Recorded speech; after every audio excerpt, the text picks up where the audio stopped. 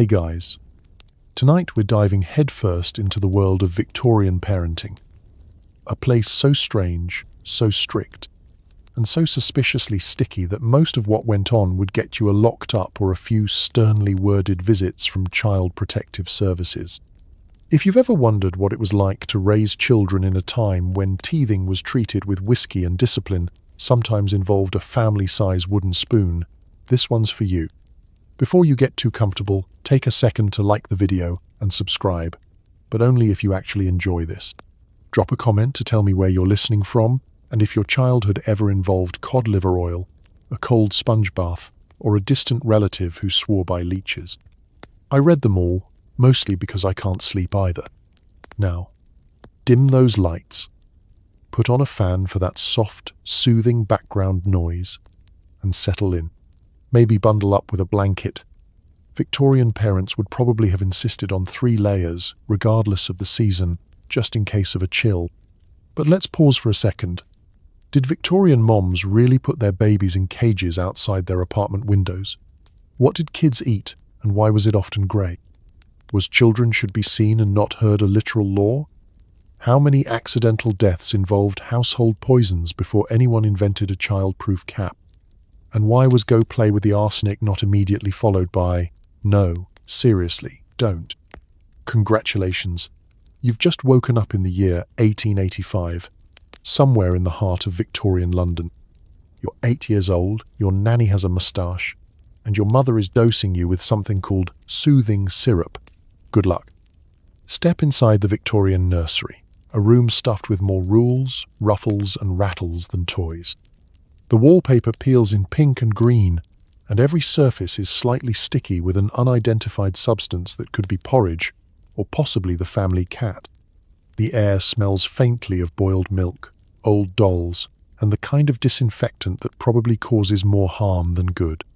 It's early morning, and the sun struggles to pierce the thick curtains trimmed with a level of lace usually reserved for wedding cakes. You're barely awake, and already you're being appraised. First by your nanny, then by a parade of elderly relatives who visit mostly to critique your posture and offer unsolicited advice about rickets.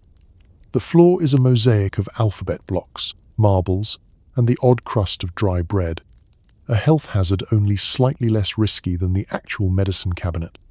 You shiver, not just from the draft, but from the knowledge that your every move is governed by an unspoken list of Victorian nursery laws. Number 1. Never walk, always tiptoe. Number 2. Toys are for admiring, not for touching, unless you're demonstrating the proper way to hold a wooden hoop, in which case you must display a level of reverence usually reserved for holy relics. Number 3. All dolls must remain fully clothed at all times, or risk being reported to the moral authorities, aka your aunt.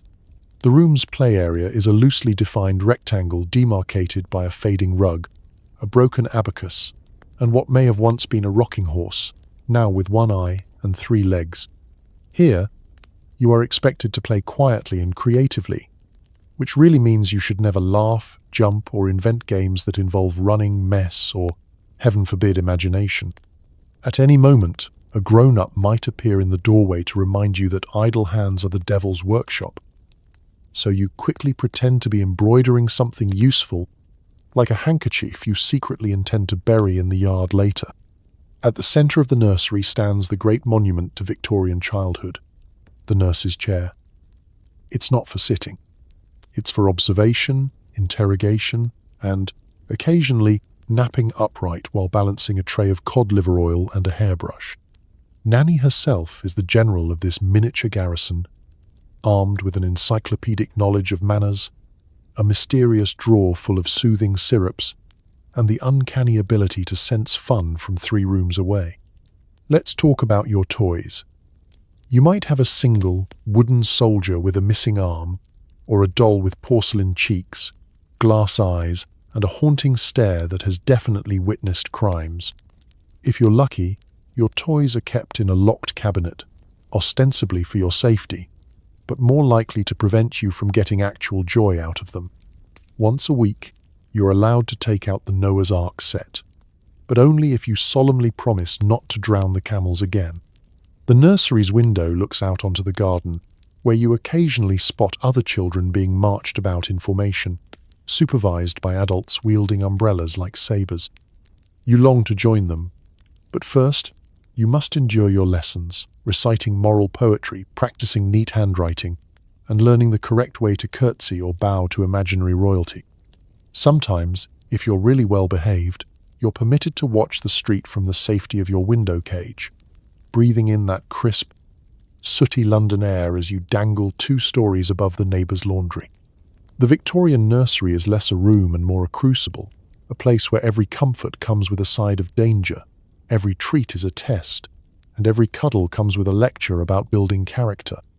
It's not so much a childhood as a decades-long audition for the position of small, well-behaved adult. But if you play your cards right, you just might make it to supper without being accused of moral decay or mysterious stickiness.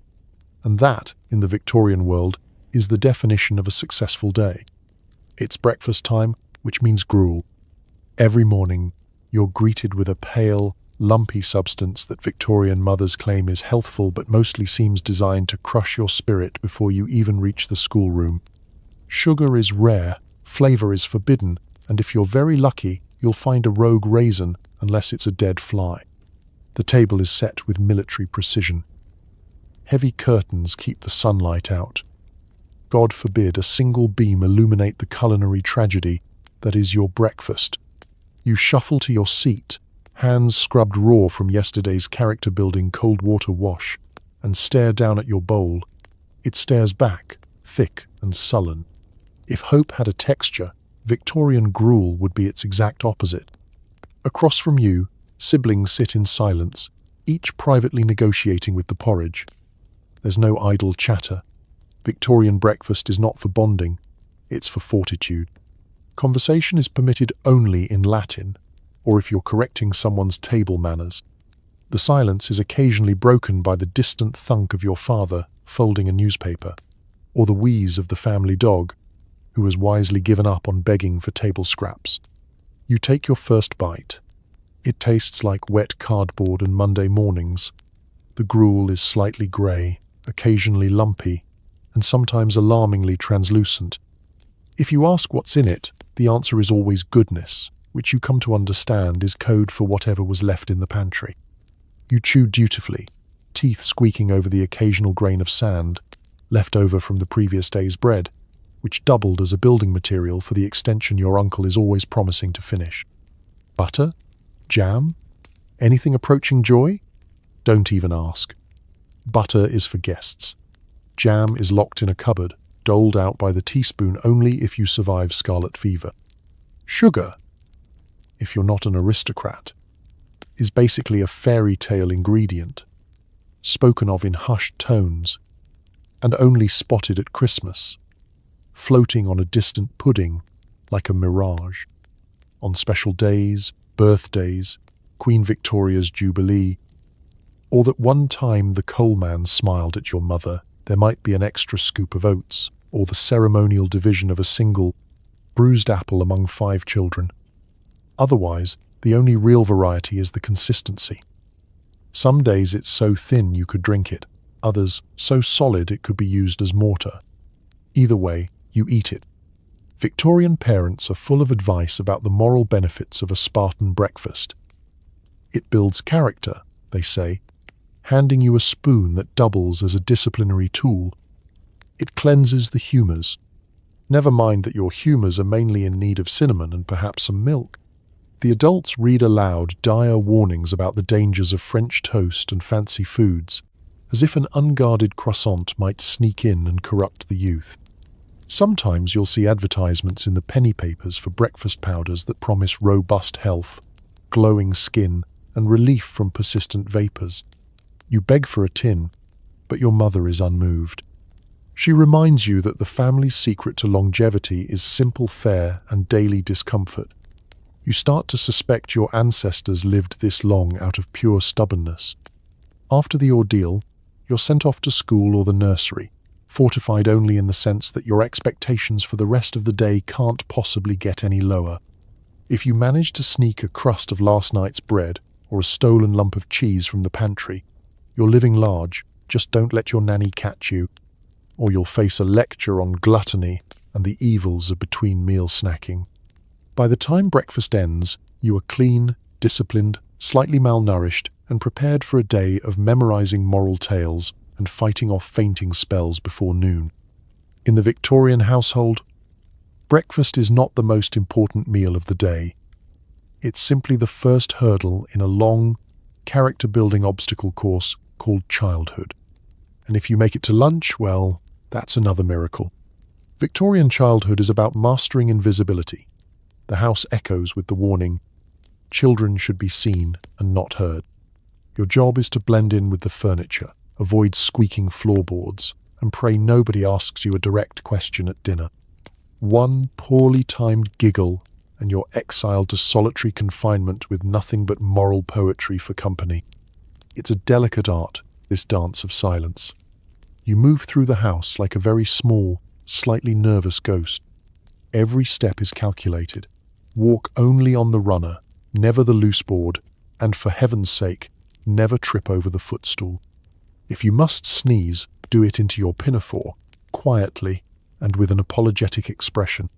Coughs are to be stifled, hiccups forbidden, and if you drop something, you'd best develop time travel to fix it before the adults notice. The drawing room is a minefield. You're technically allowed in, but only if you remain absolutely still and radiate the energy of a potted plant. You sit, hands folded, eyes politely downcast, and try not to look at the biscuits on the sideboard, which are as forbidden as laughter and twice as tempting. There's a particular way to hold yourself, straight-backed, knees together, not a single toe poking out from your boots. If you fidget, Aunt Prudence will notice, and nothing ruins a Tuesday faster than Aunt Prudence's disappointed sigh. Dinner is the final exam of the day. The adults converse about the Crimean War, church attendance, or the price of suet. You, meanwhile, must eat silently, chew thoroughly, and avoid the siren call of the gravy boat. If spoken to, your answer must be concise, respectful, and ideally expressed in full sentences. "Yes, father." "No, mother." "I'm terribly sorry, grandmamma. I will never again mention frogs at table." If you make a joke, it should reference Greek mythology, or at least involve a gentle pun about sherry. Otherwise, silence. Being ignored is considered a privilege. The fewer words you say, the safer you are. You become adept at the neutral face, that expression that says, "I am content, I am grateful, and I am definitely not thinking about hiding under the piano." You learn to control your laughter, to suppress the urge to ask why Cousin Edgar's hair looks like a frightened hedgehog, and to stifle the impulse to sing, shout, or otherwise express joy. Joy, you see, is to be reserved for Queen Victoria's birthday, and the occasional sighting of a hedgehog in the garden. There are, of course, exceptions. If an adult wishes to show off your memorization skills, you may be called upon to recite moral poetry or list the kings and queens of England backward. This is less an honor and more a test. Fail to remember the last line of the village blacksmith, and you'll be sent back to the nursery with extra handwriting drills and a stern reminder about the virtues of silence. Punishment for breaking the code of silence is swift and creative. There's the reflection chair, where you must sit and contemplate your sins while staring at a print of a weeping angel. There's solitary reading, which is reading but with the emphasis on books with titles like Why Talking Leads to Ruin. And of course there's the ever-dreaded no supper, which means going to bed hungry while pondering the acoustics of your own regret. But perhaps the most Victorian punishment of all is the lecture. An adult, often your father, but sometimes a passing neighbor, will explain at great length why silence builds character, why noisy children end up in debtor's prison, and why expressing an opinion is dangerously French. You will nod, apologize, and resolve to train your voice to a whisper for the next week. As the candlelight flickers and the clock chimes 8, you tiptoe upstairs, past the creaking steps, back into the safety of the nursery. Here, you can finally exhale, perhaps whisper a joke to your teddy bear, and celebrate another day survived without accidentally being heard. In Victorian England, invisibility isn't just a talent, it's the only guaranteed survival skill. Your nanny is the true ruler of the nursery, a steely-eyed woman in starched black who can silence a tantrum with a single look. She's part therapist, part drill sergeant, and possibly part crow. Her medicine chest contains enough laudanum and soothing syrups to stun an elephant, and she's not afraid to use them liberally. From the moment you open your eyes, you're on her timetable. There's no such thing as a lazy morning when Nanny's in charge. She's up before the cockerel, hair tightly pinned, apron crisp enough to slice bread, keys jangling from her belt like warning bells. The first sound you hear is her purposeful stride across the floorboards, a sound that strikes dread into the hearts of children and dust bunnies alike. You try to hide under the covers, but she knows every trick, every hiding spot, and every lump that isn't a pillow. Resistance is not only futile, it's actively discouraged. Nanny has the sort of stare that could freeze milk at 20 paces. She doesn't raise her voice. She doesn't need to. If you so much as sniffle in a way she deems unproductive, she will fix you with those dark, owlish eyes, and suddenly you're confessing to crimes you haven't even committed yet. The stories about her are legendary. She once single-handedly separated two fighting twins with nothing but a frown, and rumor has it she once made the neighbor's dog apologize for barking during nap time. There's an ironclad schedule in the nursery, and Nanny keeps it with military precision. Breakfast at 7, lessons at 8, a brisk walk at 9, rain, shine, or meteor shower. Then back for handwriting, recitations, and constructive play. Every activity is designed to build moral fiber, which apparently can be manufactured from cold oatmeal and repetitive prayer. If you ever find yourself with a spare minute, don't celebrate. She will hand you a dust rag and instruct you on the virtues of cheerful industry.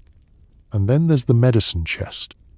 It's a Victorian Pandora's box, full of bottles, powders, and unidentifiable tonics with labels like soothing elixir, cordial of calm, and essence of nettle and briskness. Got a toothache? Laudanum. Can't sleep? Soothing syrup. Cough? Try this dark, mysterious draught that tastes like despair and old shoes. The side effects range from drowsiness to a brief, exhilarating glimpse of the afterlife. You quickly learn to fake robust health rather than risk another spoonful. Despite her severity, there are moments when Nanny almost passes for human. On rare afternoons, if you complete your recitations without error, she might read you a story, usually something cautionary, where the protagonist is punished for untidy shoes or a surfeit of enthusiasm.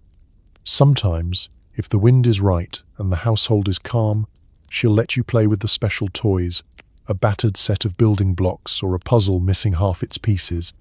If you ever glimpse a twinkle in her eye, it's likely a trick of the gaslight, but you can always hope.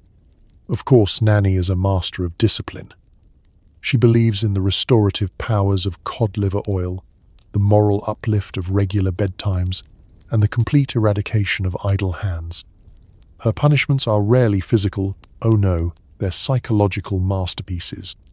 A stern lecture on the fate of unruly children, a pointed glance at the family Bible, or the dreaded silent treatment, during which the temperature in the nursery drops by at least 10 degrees. And don't forget, Nanny knows everything. She sees all, hears all, and remembers every misdeed. Lost a button? She knows. Hid your greens under the cushion? She knows. Whispered about her moustache? She absolutely knows, and will remind you of it when you least expect it, usually during a family gathering.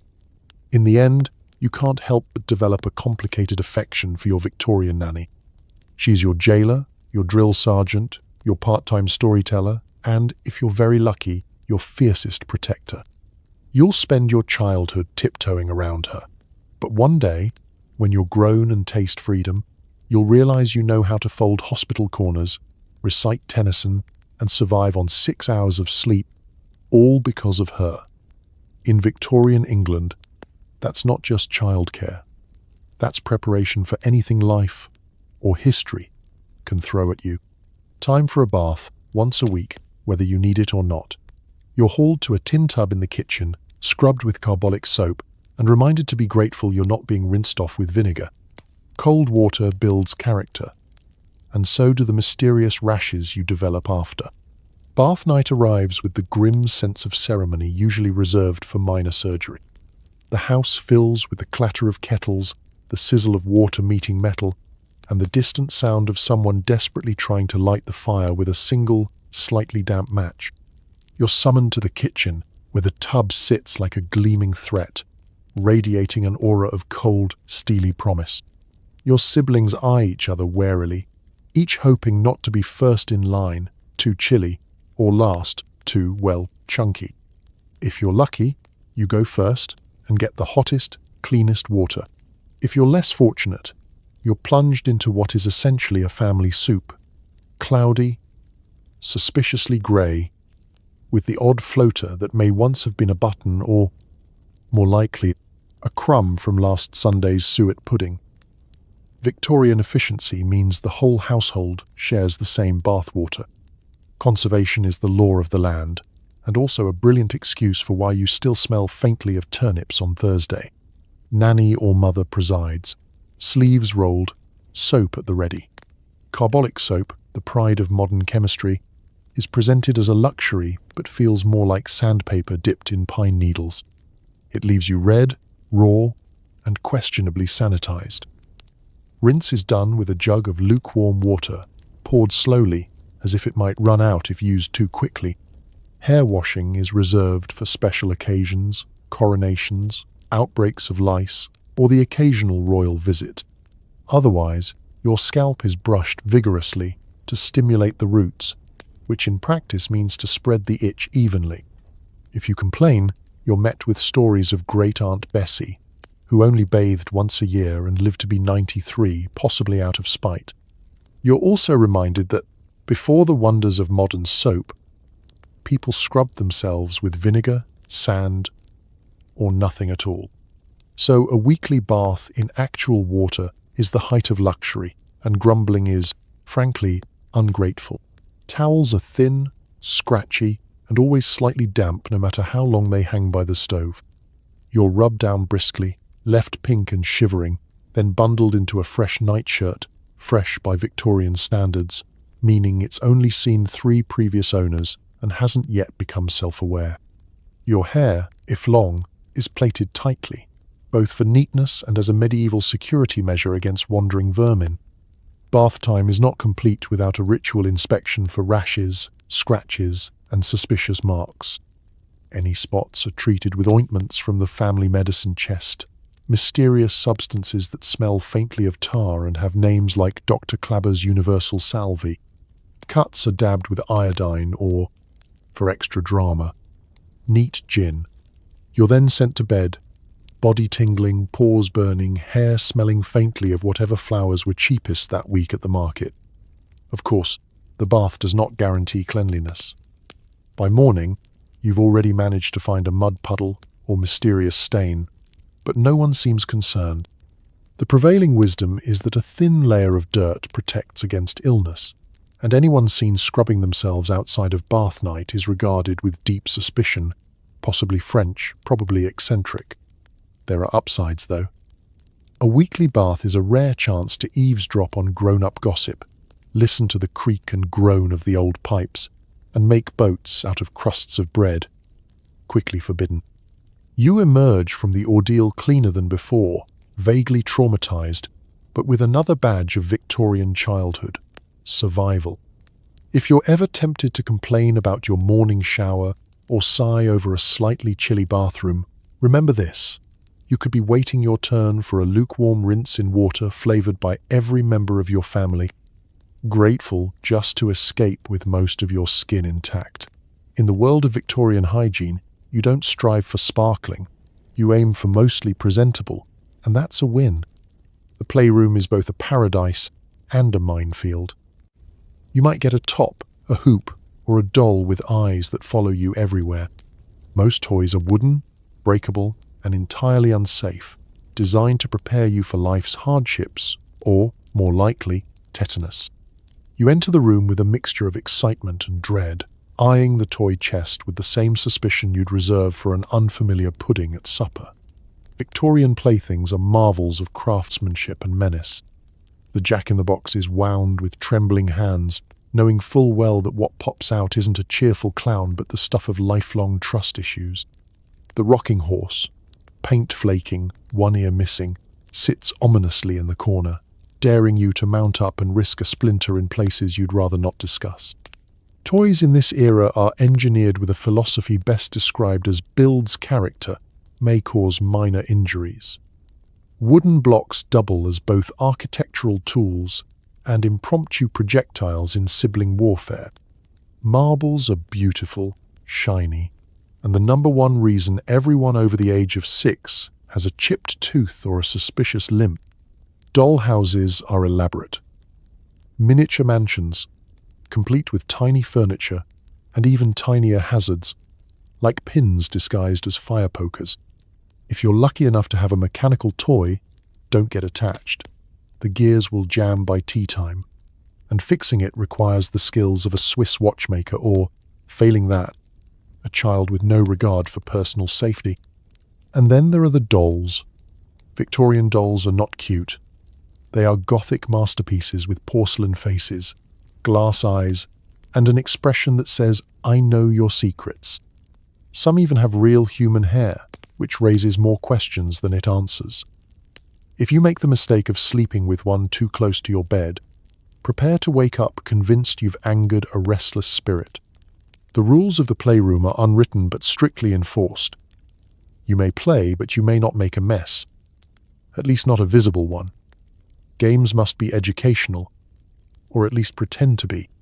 Blind man's bluff is frowned upon for encouraging chaos, while quiet needlework gets you a gold star.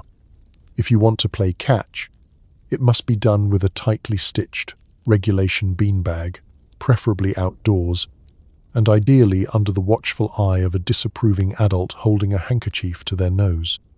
In the corner, there's often a set of iron hoops for hoop rolling, a pastime that sounds innocent until you realize it involves chasing a metal ring down a corridor filled with priceless vases and siblings who believe in full-contact sport.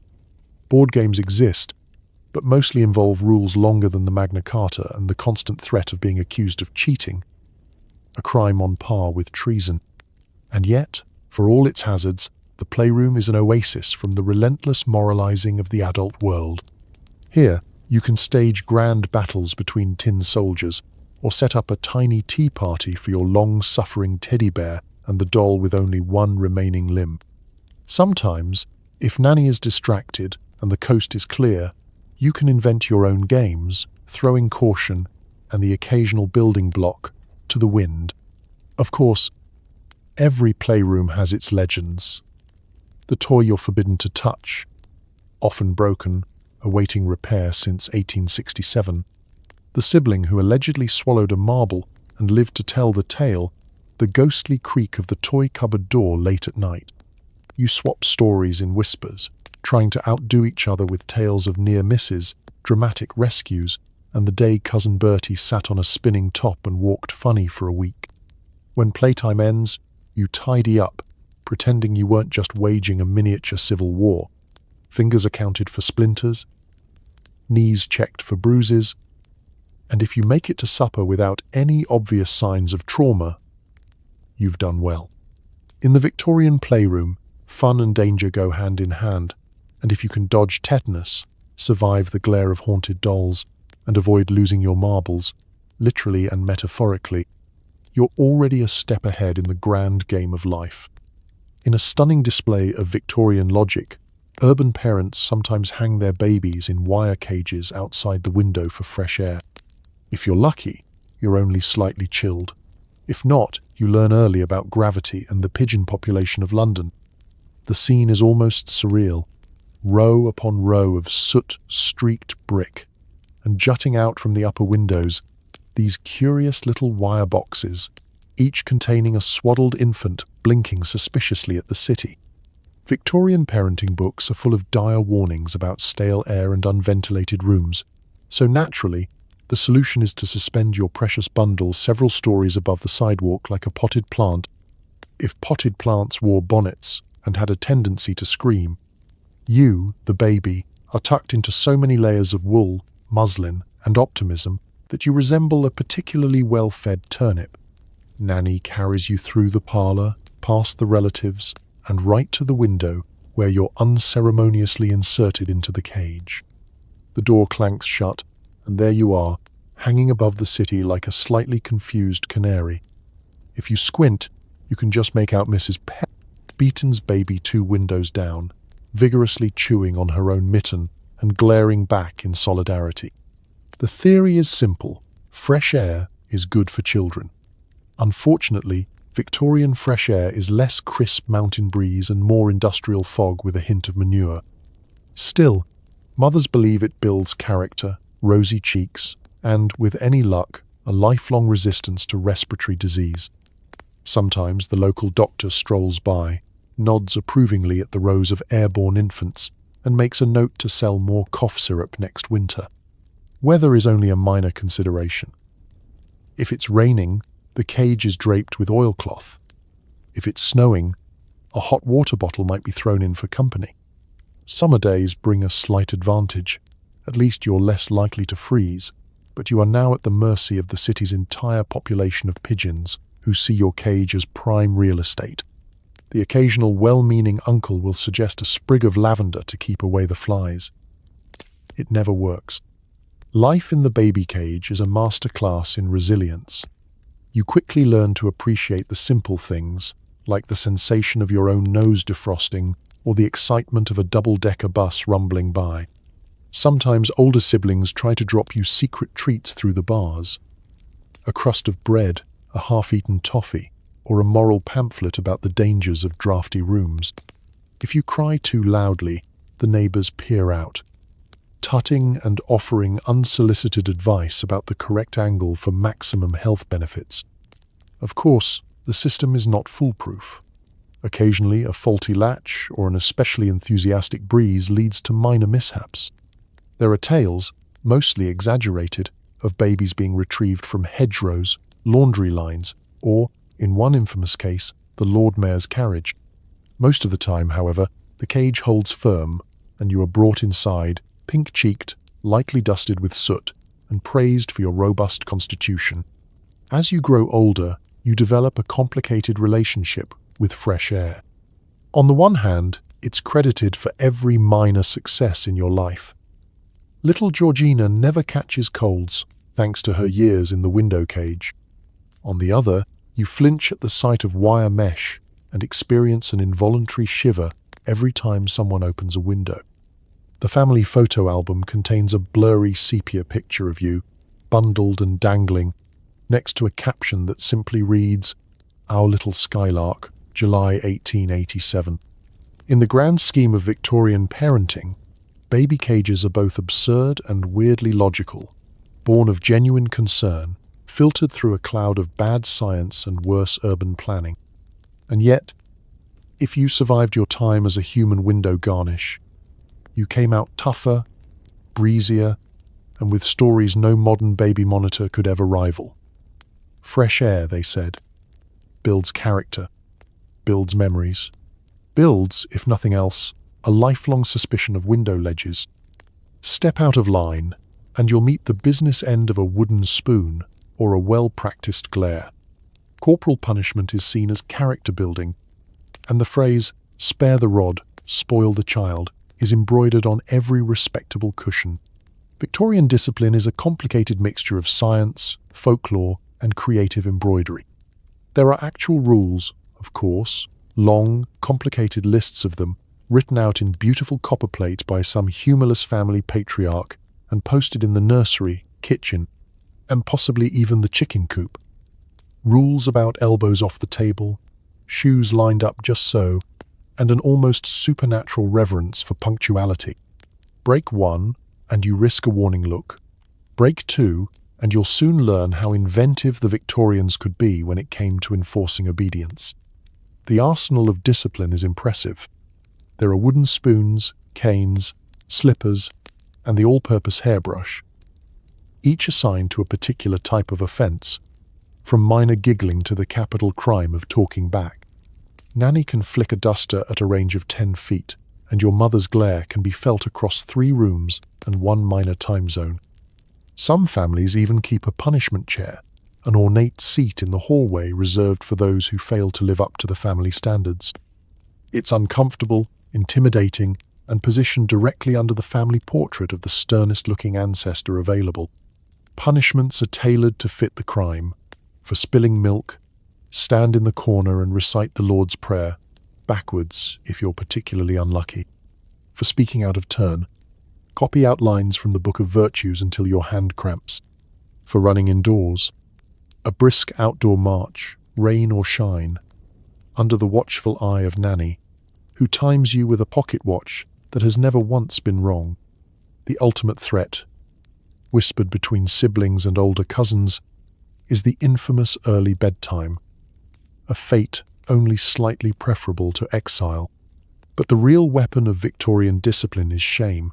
No one scolds like a Victorian adult. A single sigh from mother can shrivel your soul. A raised eyebrow from father is enough to make you reconsider your entire approach to life. Even the family dog gives you a judgmental look. Every error is discussed at length over supper, an audience participation event in which you are expected to confess, repent, and promise to never again forget to curtsy to the umbrella stand. There is also the public humiliation of the confession. If you've done something particularly shocking, perhaps tracked mud into the parlor, or, scandal of scandals, giggled during a prayer, you are required to stand before the family and explain yourself. Siblings pretend not to smirk while grandmama sighs in a way that suggests your actions are single-handedly hastening the decline of civilization. Yet, in the twisted logic of the age, all of this is supposedly for your own good. Discipline, they say, breeds virtue, fortitude, and the kind of stoic endurance required to survive a dinner party with Aunt Prudence. The wooden spoon is not an instrument of terror, but of love. A love expressed through mildly traumatic life lessons and the firm belief that you'll thank me when you're older. Spoiler alert, you won't. For every tale of the rod, there are also endless rules about rewards. Sometimes, if you've managed to keep your shoes polished, your books dusted, and your younger sibling from eating the wallpaper paste, you might receive a toffee, a new penny, or, most thrilling of all, a rare word of praise. "Well done," says father, and it echoes in your heart until at least tea time. So you learn to walk softly, keep your opinions to yourself, and develop an uncanny ability to sense a grown-up's approach. You become a master at reading the room, calculating just how far you can push your luck before the wooden spoon makes an appearance. You might even discover the secret art of negotiating lesser punishments, offering to take an extra helping of cold cabbage in exchange for skipping the lecture on the dangers of unchecked enthusiasm. In the end, Victorian discipline is less about the rod and more about the rules.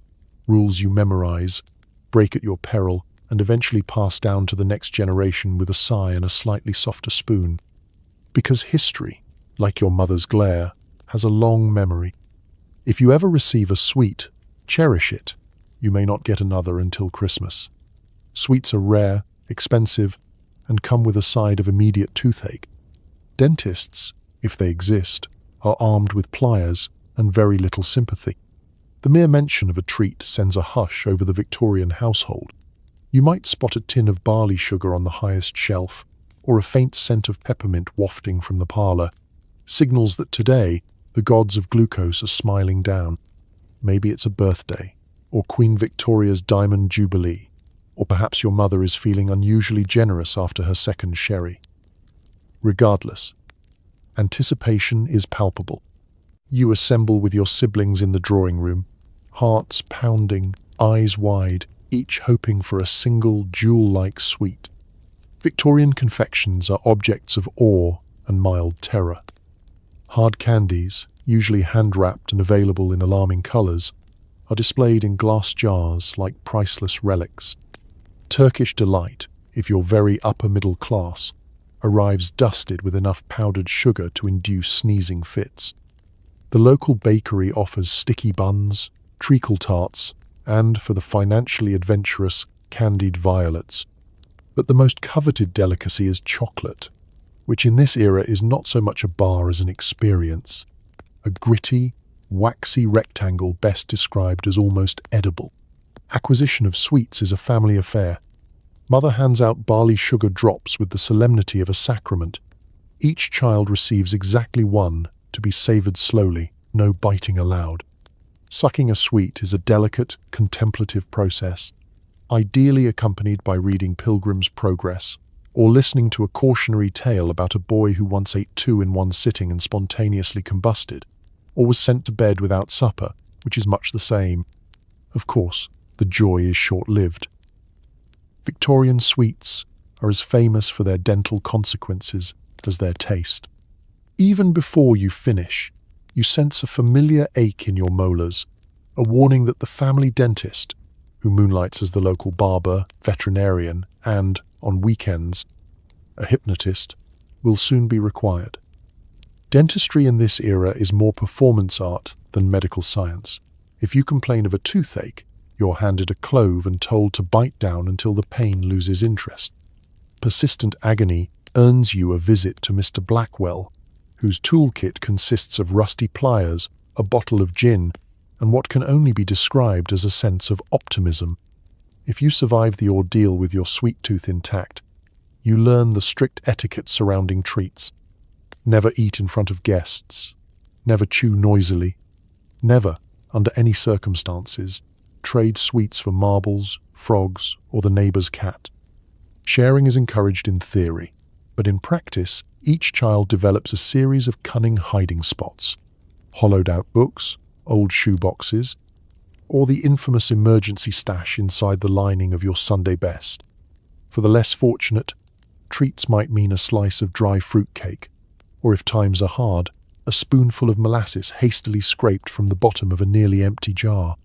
There are rumors of children who have tasted sugar cubes outside of Christmastide, but these are usually dismissed as fairy tales or symptoms of excessive reading. The closest you come to regular sweetness is bread and jam, served on rare, sunlit afternoons, and only if no one else is watching.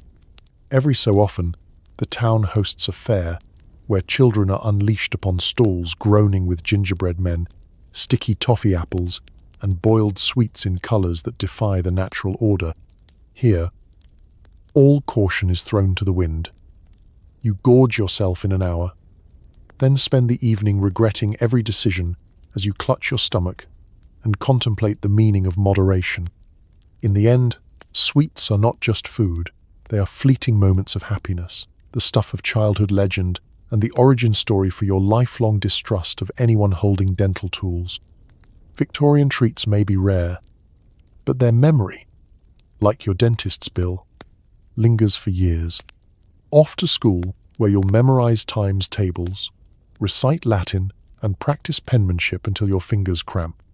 The classrooms are drafty, the teachers are strict, and if you fail at spelling, you'll spend lunchtime copying out moral lessons by candlelight. Victorian schooling is less an education and more an endurance sport. Your day begins with the shrill sound of a bell, possibly rung by a headmistress with a suspicious amount of enthusiasm. You trudge in through the iron gates, shoes polished, hair parted with mathematical precision, and every inch of your uniform starched into submission. The schoolroom itself is a monument to minimal comfort. Rows of splintery desks, ink pots that leak with alarming regularity, and blackboards still dusty from the last generation's suffering. You find your assigned seat. No such thing as picking your own, not unless you fancy a stern lecture on the evils of personal choice. Each desk comes equipped with a slate, a nub of chalk, and exactly 1 inch of writing space. A cold draft snakes along the floorboards, making your toes curl in their boots. In winter, you see your breath as you recite multiplication tables, and in summer, you sweat quietly, careful not to let perspiration smear your painstakingly neat script. The curriculum is broad, if not always inspiring. You are expected to know your times tables backward, recite long passages of moral verse, work while you work, play while you play, and diagram sentences until the meaning of language itself becomes questionable. Latin is taught with an air of resigned dread. After all, nothing says preparation for life like a dead language. Geography involves memorizing countries you will never visit, while history is mostly a list of kings, battles, and why the French are not to be trusted. Teachers, meanwhile, are less instructors and more referees in the daily contest between discipline and rebellion. Mr. Snipe, your mathematics teacher, possesses the uncanny ability to appear directly behind you whenever your attention wavers. Miss Grimshaw, the writing mistress, can spot a sloppy cue at 30 paces and will not hesitate to assign extra copywork.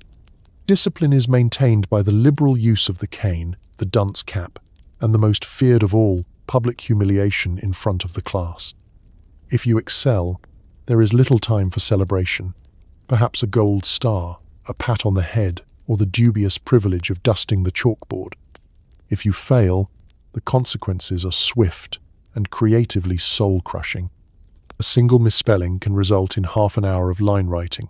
I must remember that I comes before E, except after C, unless, or worse. An impromptu recitation of moral maxims in front of the entire school.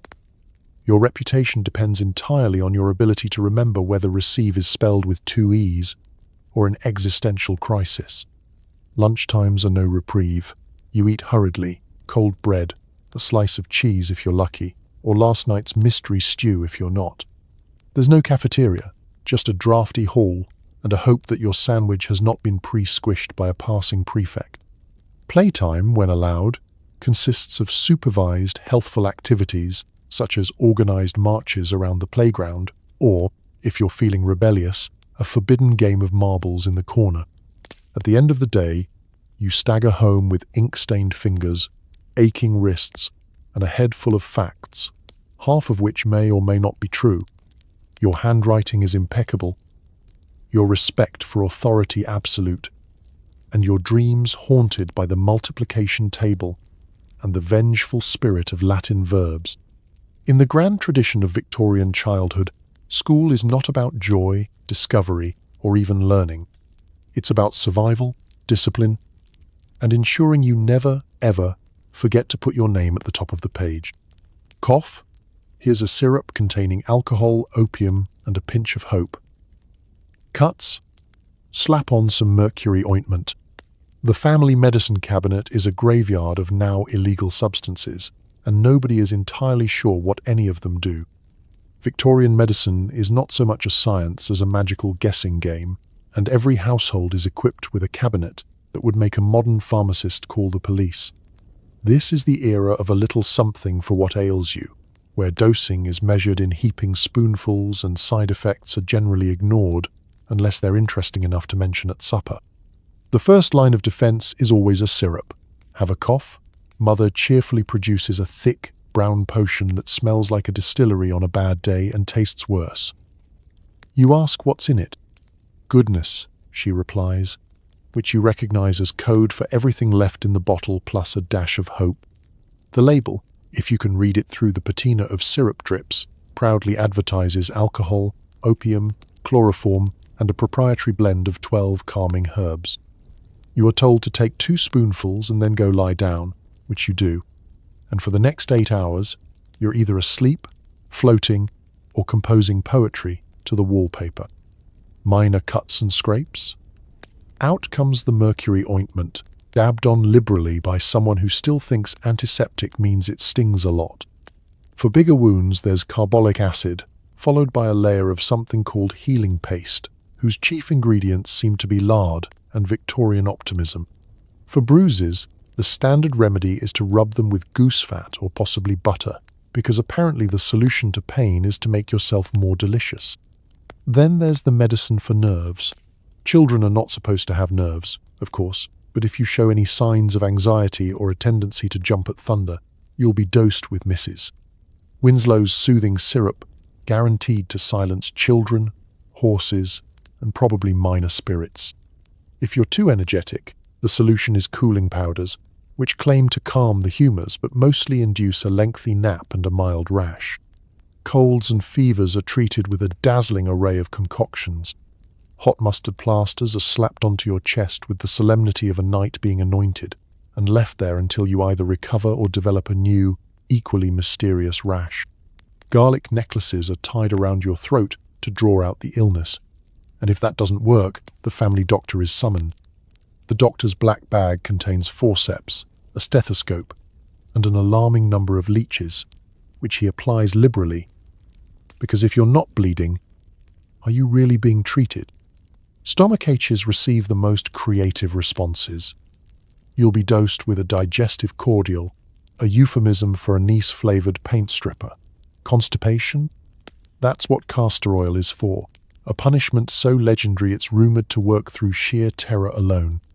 Diarrhea, on the other hand, earns you a thick rice gruel and a long lecture about the dangers of unruly intestines. The family medicine chest contains wonders and horrors in equal measure. Powders that fizz, ointments that burn, lozenges that glue your tongue to your teeth, and tonics that promise to restore vitality but mostly restore your appreciation for plain water. On rare, blessed occasions, you're given a cup of hot milk and told to sleep it off. This works not because it cures anything, but because you are, at last, left alone. In the Victorian era, illness is both a drama and a group activity. Everyone gathers to offer advice, argue about favourite cures, and reminisce about that one time cousin Algernon was cured of his limp by 3 drops of turpentine and a firm talking to. Whether you recover or not is beside the point. What matters is that you've sampled half the contents of the local apothecary and survived the experience, possibly with superpowers, probably with a persistent rash. In the end, the best medicine is survival and a healthy skepticism about any bottle labelled soothing. The only thing more dangerous than your nanny is your siblings. You form shaky alliances, negotiate for closet space, and occasionally stage-daring escape attempts, always foiled by the creaky stairs and your little brother's inability to keep a secret. The Victorian nursery is a war zone delicately disguised in lace. Sibling dynamics are a mixture of chess match and battle royale, complete with shifting alliances, betrayals, and the occasional truce negotiated over stale biscuits. You quickly learn that nothing is sacred, least of all your possessions. If you turn your back for a second, your favorite top is spinning in someone else's hands, your prized marble has rolled under a mysterious piece of furniture, and your secret stash of peppermints has vanished, leaving only a trail of suspiciously sticky fingerprints. Allies and enemies change with the tides, or, more accurately, with the proximity of adults. When Nanny enters, all hostilities are paused and everyone instantly becomes an innocent angel, suddenly fascinated by embroidery or the intricacies of Latin grammar. The moment she leaves, the real games begin. Whispers and elbow nudges replace polite conversation. The eldest sibling tries to assert authority with a dignity that lasts until someone remembers where they hid last week's confiscated cricket bat. Closet space is a matter of life and death. The wardrobe, technically large enough for all, somehow becomes a battleground every morning. There is a single shelf that is, for reasons no one can explain, the most coveted territory in the room. Victory is fleeting, however. One day you reign as king of the upper shelf, the next you're ousted in a coup, your nightshirt mysteriously missing, and your shoes filled with mysterious treasures, courtesy of the baby. Escapes are a favourite pastime. You and your older sister may scheme for days to sneak into the kitchen for an illicit slice of cake or to the garden to dig for buried treasure, which usually turns out to be last season's carrots. Every plot hinges on silence, teamwork, and impeccable timing. Every plot is ruined by your little brother's inability to whisper, or his unfortunate habit of shouting now, just as Nanny rounds the corner. There's always a scapegoat, usually the youngest, who is conscripted into confessing when things go wrong. This earns them a sort of immunity, though at the price of trust from the rest of the sibling parliament. Betrayal is never far away. Maybe you told your sister your secret hiding place for sweets, and the next morning it's been ransacked and replaced with a note reading, "Better luck next time." Maybe your brother swore loyalty in the Great Curtain Fort War, only to defect the moment you were summoned to wash for dinner. Treaties are drawn up in crayon, signed with sticky hands, and broken by sundown. You learn to negotiate, to read faces, and to bribe with the currency of the day, buttons, sweets, or information about the new governess. But there are moments of unity too. Nothing brings siblings together faster than an external threat. The sudden approach of Nanny's footsteps, the looming horror of cod liver oil, or a parental summons that bodes ill for everyone. Then, as if by magic, squabbles are set aside, and you present a united front, all suspiciously silent and wide-eyed. Evenings offer the rare peace of shared bedtime stories, whispered secrets, and giggles stifled under scratchy wool blankets. You reminisce about past escapades, make grand plans for future mischief, and, in rare moments of honesty, admit you'd be terribly lonely without your fellow conspirators.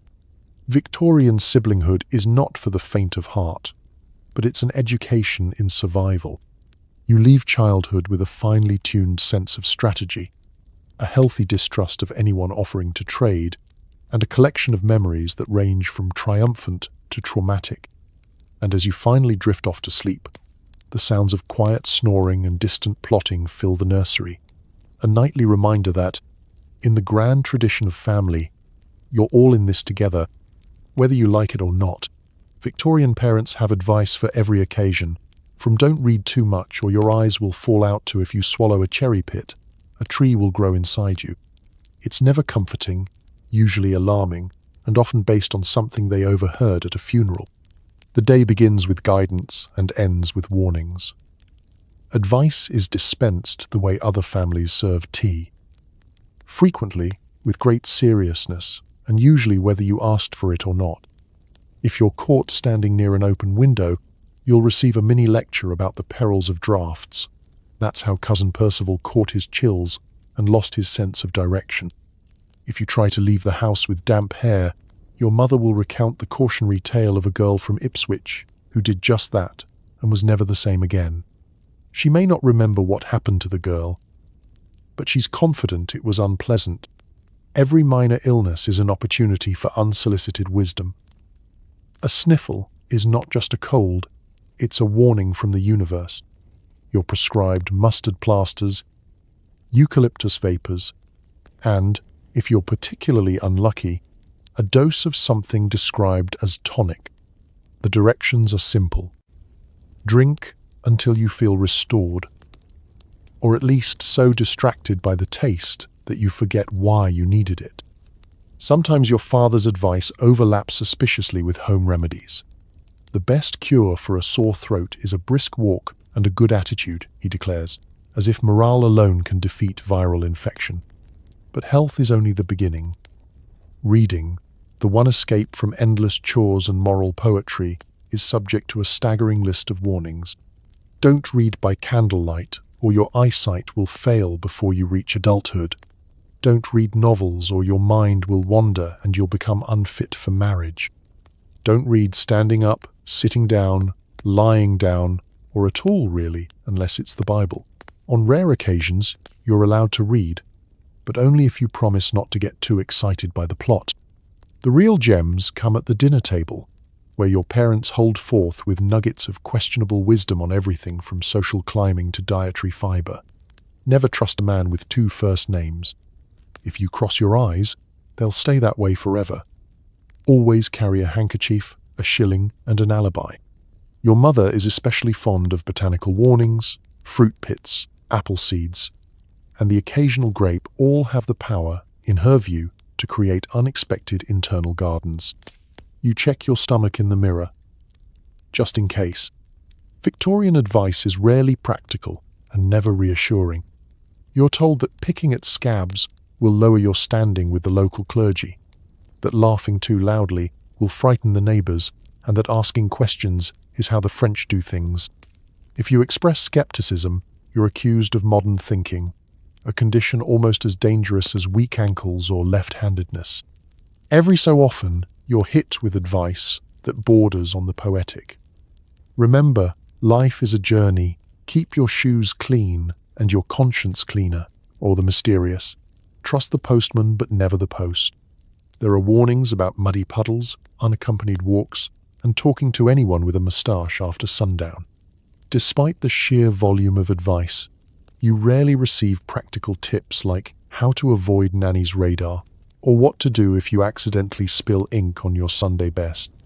Instead, you become a master at the polite nod and the distracted "yes, father," while privately planning your next minor rebellion. Yet, in their own anxious way, your parents mean well. They are trying through a steady stream of folklore, superstition, and wishful thinking to prepare you for a world they only half understand. And while their advice may be confusing, alarming, or occasionally hilarious, it becomes the background music of your childhood, a constant reminder that in Victorian England, safety, virtue, and a little healthy paranoia are never in short supply. The nursery walls are coated in lead-based paint, the curtains are made of arsenic-dyed fabric, and asbestos lurks in every cozy nook. It's a wonder anyone survives to adulthood, but at least you're insulated from drafts, and sometimes consciousness. Victorian interior design is best described as lethal elegance. Everything is a potential health hazard, but at least it's tastefully coordinated. You wake up each morning to a room cheerfully painted in delicate shades of pistachio, rose, and a colour known as Victorian green, which, as it turns out, is shorthand for contains enough arsenic to stun a small horse. It's lovely in the morning sun, less so when the wallpaper starts to flake, and you find yourself wondering if that strange headache is really just from reading by candlelight. The carpet, lush and patterned, hides not just stains from last year's Christmas pudding, but a generous helping of mercury, used for the rich colours and extra softness. The curtains billow in the breeze, their deep green and blue shades courtesy of chemical dyes, with names like Paris green and Shields green, both famous for causing skin rashes and the odd fainting spell. You're warned not to chew on the drapes, but nobody warns the cat, and the resulting vet bill is filed away with acceptable childhood hazards. Your toys are no better. Dollhouse furniture is painted in glorious lead-based hues that slowly chip off onto sticky fingers. Tin soldiers and painted alphabet blocks look charming lined up on the shelf, less charming after you spend a rainy afternoon gnawing on them out of boredom and leave the playroom with a mysterious metallic aftertaste. Even the humble teething ring is made of bone, ivory, or occasionally a handy bit of whalebone dipped in whatever paint was left over from the front hall. If you happen to trip and fall, which you will, because all the rugs are designed to slip at the faintest provocation, you might find yourself brushing up against the coal scuttle, liberally dusted with powdered asbestos. This is considered the modern touch. Asbestos keeps away fire, insulates against the cold, and is handy for stuffing into cracks to keep out the miasmas. If only it kept out your aunt's stories about the glory days of the Crystal Palace. Every night, you're tucked into bed beneath a mountain of blankets stuffed with questionable materials. The mattress is a patchwork of horsehair, feathers, and a few relics from previous generations, all gently marinating in a cloud of whatever powder was fashionable that year. The pillows smell faintly of lavender and camphor, added not for your comfort, but to cover up the scent of slow chemical decay. Ventilation is provided by a window that jams shut in the summer and opens with a scream in the winter. Fresh air is considered both vital and suspicious, so your parents compromise by cracking the window just a smidge and then stuffing the gap with asbestos wadding. You fall asleep listening to the gentle rattle of the arsenic-dyed curtain cords and the distant sound of the family discussing whether yellow wallpaper is too cheerful for a child's temperament. It's not all doom and gloom. The upside of all this hazardous decor is that it builds a sort of immunity. Survive your Victorian nursery, and you'll never fear a little household dust again. Family legend has it that your uncle once licked the wallpaper and lived to tell the tale, though he's never been quite the same since. The cat, meanwhile, refuses to enter the nursery at all and instead lounges suspiciously in the corridor. Still, you can't help but feel proud as you gaze around your pastel death trap. Other children might have modern nurseries, free from lead, arsenic, and asbestos, but do they have such character-building decor? In the Victorian home, you're not just living with history, you're inhaling it, nibbling on it, and sometimes, if you're very unlucky, waking up to find it on your pillow. In the end, it's all part of growing up robust, which is Victorian for miraculously still breathing. Your parents read an article in Punch magazine, and suddenly you're eating nothing but tapioca for a week. The Victorian era loves a diet craze, especially if it involves boiled cabbage, toast water, or a medical endorsement from someone with mutton chops. No meal is safe from the winds of culinary fashion. One day breakfast is hearty porridge. The next, it's slippery elm gruel, recommended by a doctor whose only qualification is a bushy set of sideburns and a suspicious letter after his name. Lunch might be reduced to invalid jelly or the even more ominous beef tea, a dish that sounds exciting but is really just a cup of warm, meaty water and the vague taste of regret. At the heart of every Victorian fad diet is the belief that food is less about pleasure and more about fortitude. Flavor is seen as frivolous, variety is suspicious, and anything remotely tasty is accused of corrupting your moral fiber. No sooner have you grown attached to currant buns than they're denounced in the periodicals as a threat to your soul and digestive tract.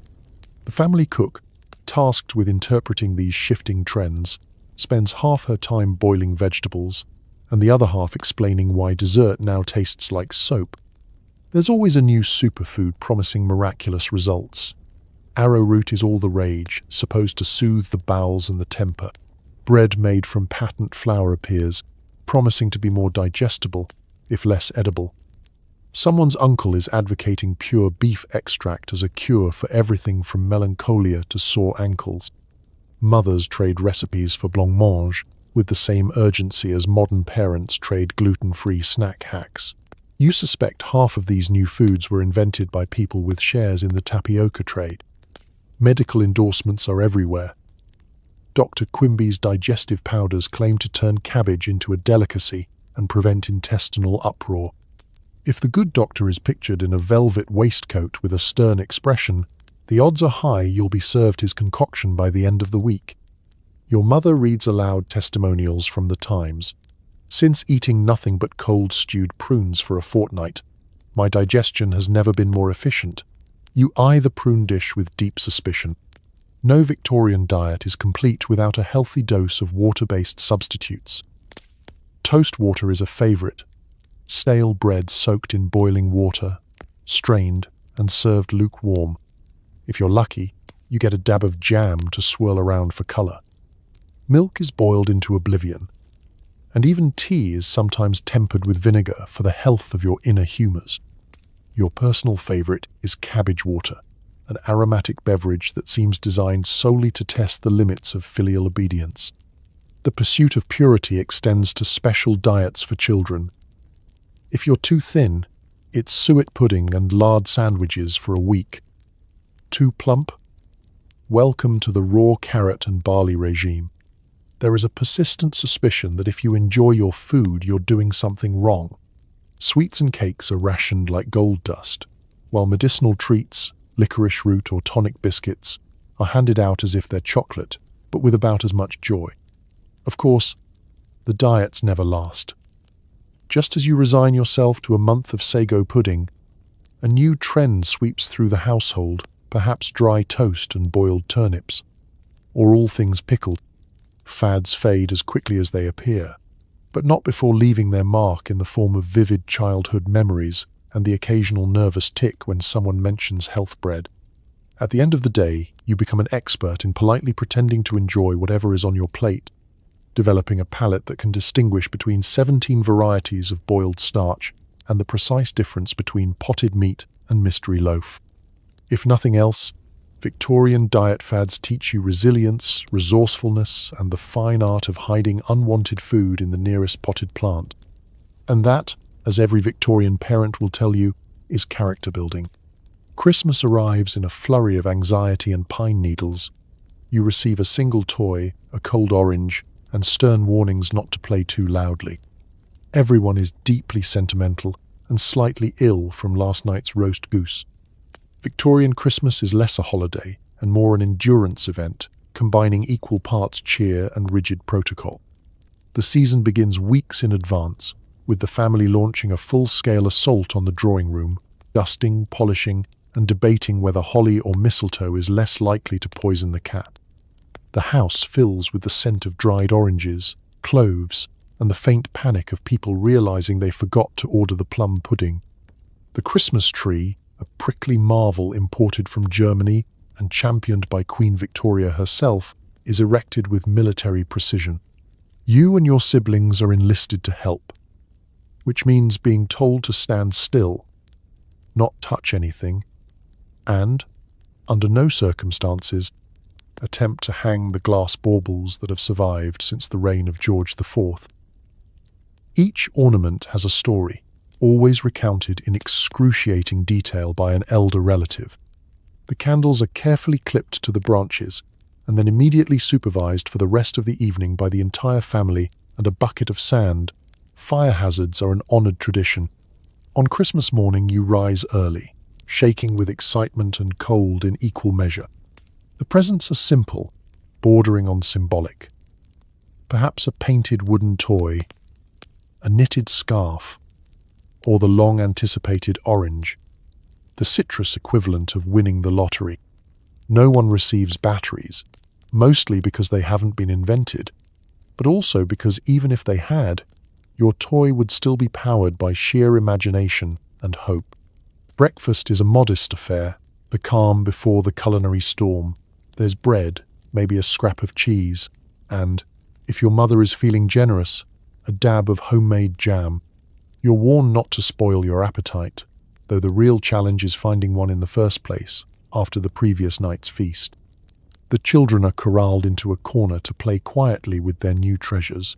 Those who make too much noise are sent to rehearse carols with the least musical relative in the household. The main event is the Christmas dinner, a triumph of Victorian excess and culinary ambition.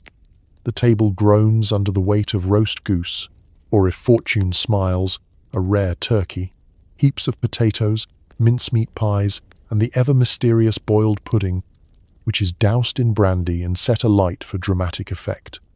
Older relatives clap approvingly, the children gasp, and someone inevitably tries to extinguish the flames with a lace napkin. No meal is complete without speeches, long, rambling toasts to Queen, country, and the resilience of the family. Sentimentality flows like the weak sherry. Your parents reminisce about Christmases past, each story more improbable than the last. When I was a child, we had to make do with a walnut, and the memory of a sweet grandfather insists the pudding was bigger, the weather colder, and the oranges juicier. After dinner comes the tradition of enforced merriment, parlor games with rules so complicated no one actually wins, dramatic readings of Dickens, and, for the brave, a bracing walk in the icy garden to aid digestion and encourage reflection on your many blessings. You are required to thank every adult in attendance for your gifts, regardless of whether you asked for socks, needed socks, or recognized the item as socks at all. By evening, the mood is a mixture of exhaustion, satisfaction, and mild indigestion. As the gaslights flicker and the wind rattles the window panes, you gather round to sing carols, off-key, heartfelt, and at least half a verse out of order. The adults exchange tired smiles. The children, sticky with dried fruit and sentiment, start plotting how to make the magic last just a little longer. A Victorian Christmas is a masterclass in gratitude, patience, and not setting the house on fire. As you finally collapse into bed, you clutch your orange, your one precious toy, and memories of laughter and chaos. You're reminded, once again, that the real tradition is surviving it all together, with most of your dignity and your Christmas stocking intact. Pets are for building character and resilience. You might have a dog, a canary, or a surprisingly aggressive hedgehog. More likely, your constant companions are the family lice, which nobody seems particularly worried about. In the Victorian nursery, animal companionship comes in many forms, some welcome, some less so, and most arriving without formal invitation. If you're lucky, your family owns a small, nervous terrier who spends half its life barking at coalmen and the other half shedding on every available surface.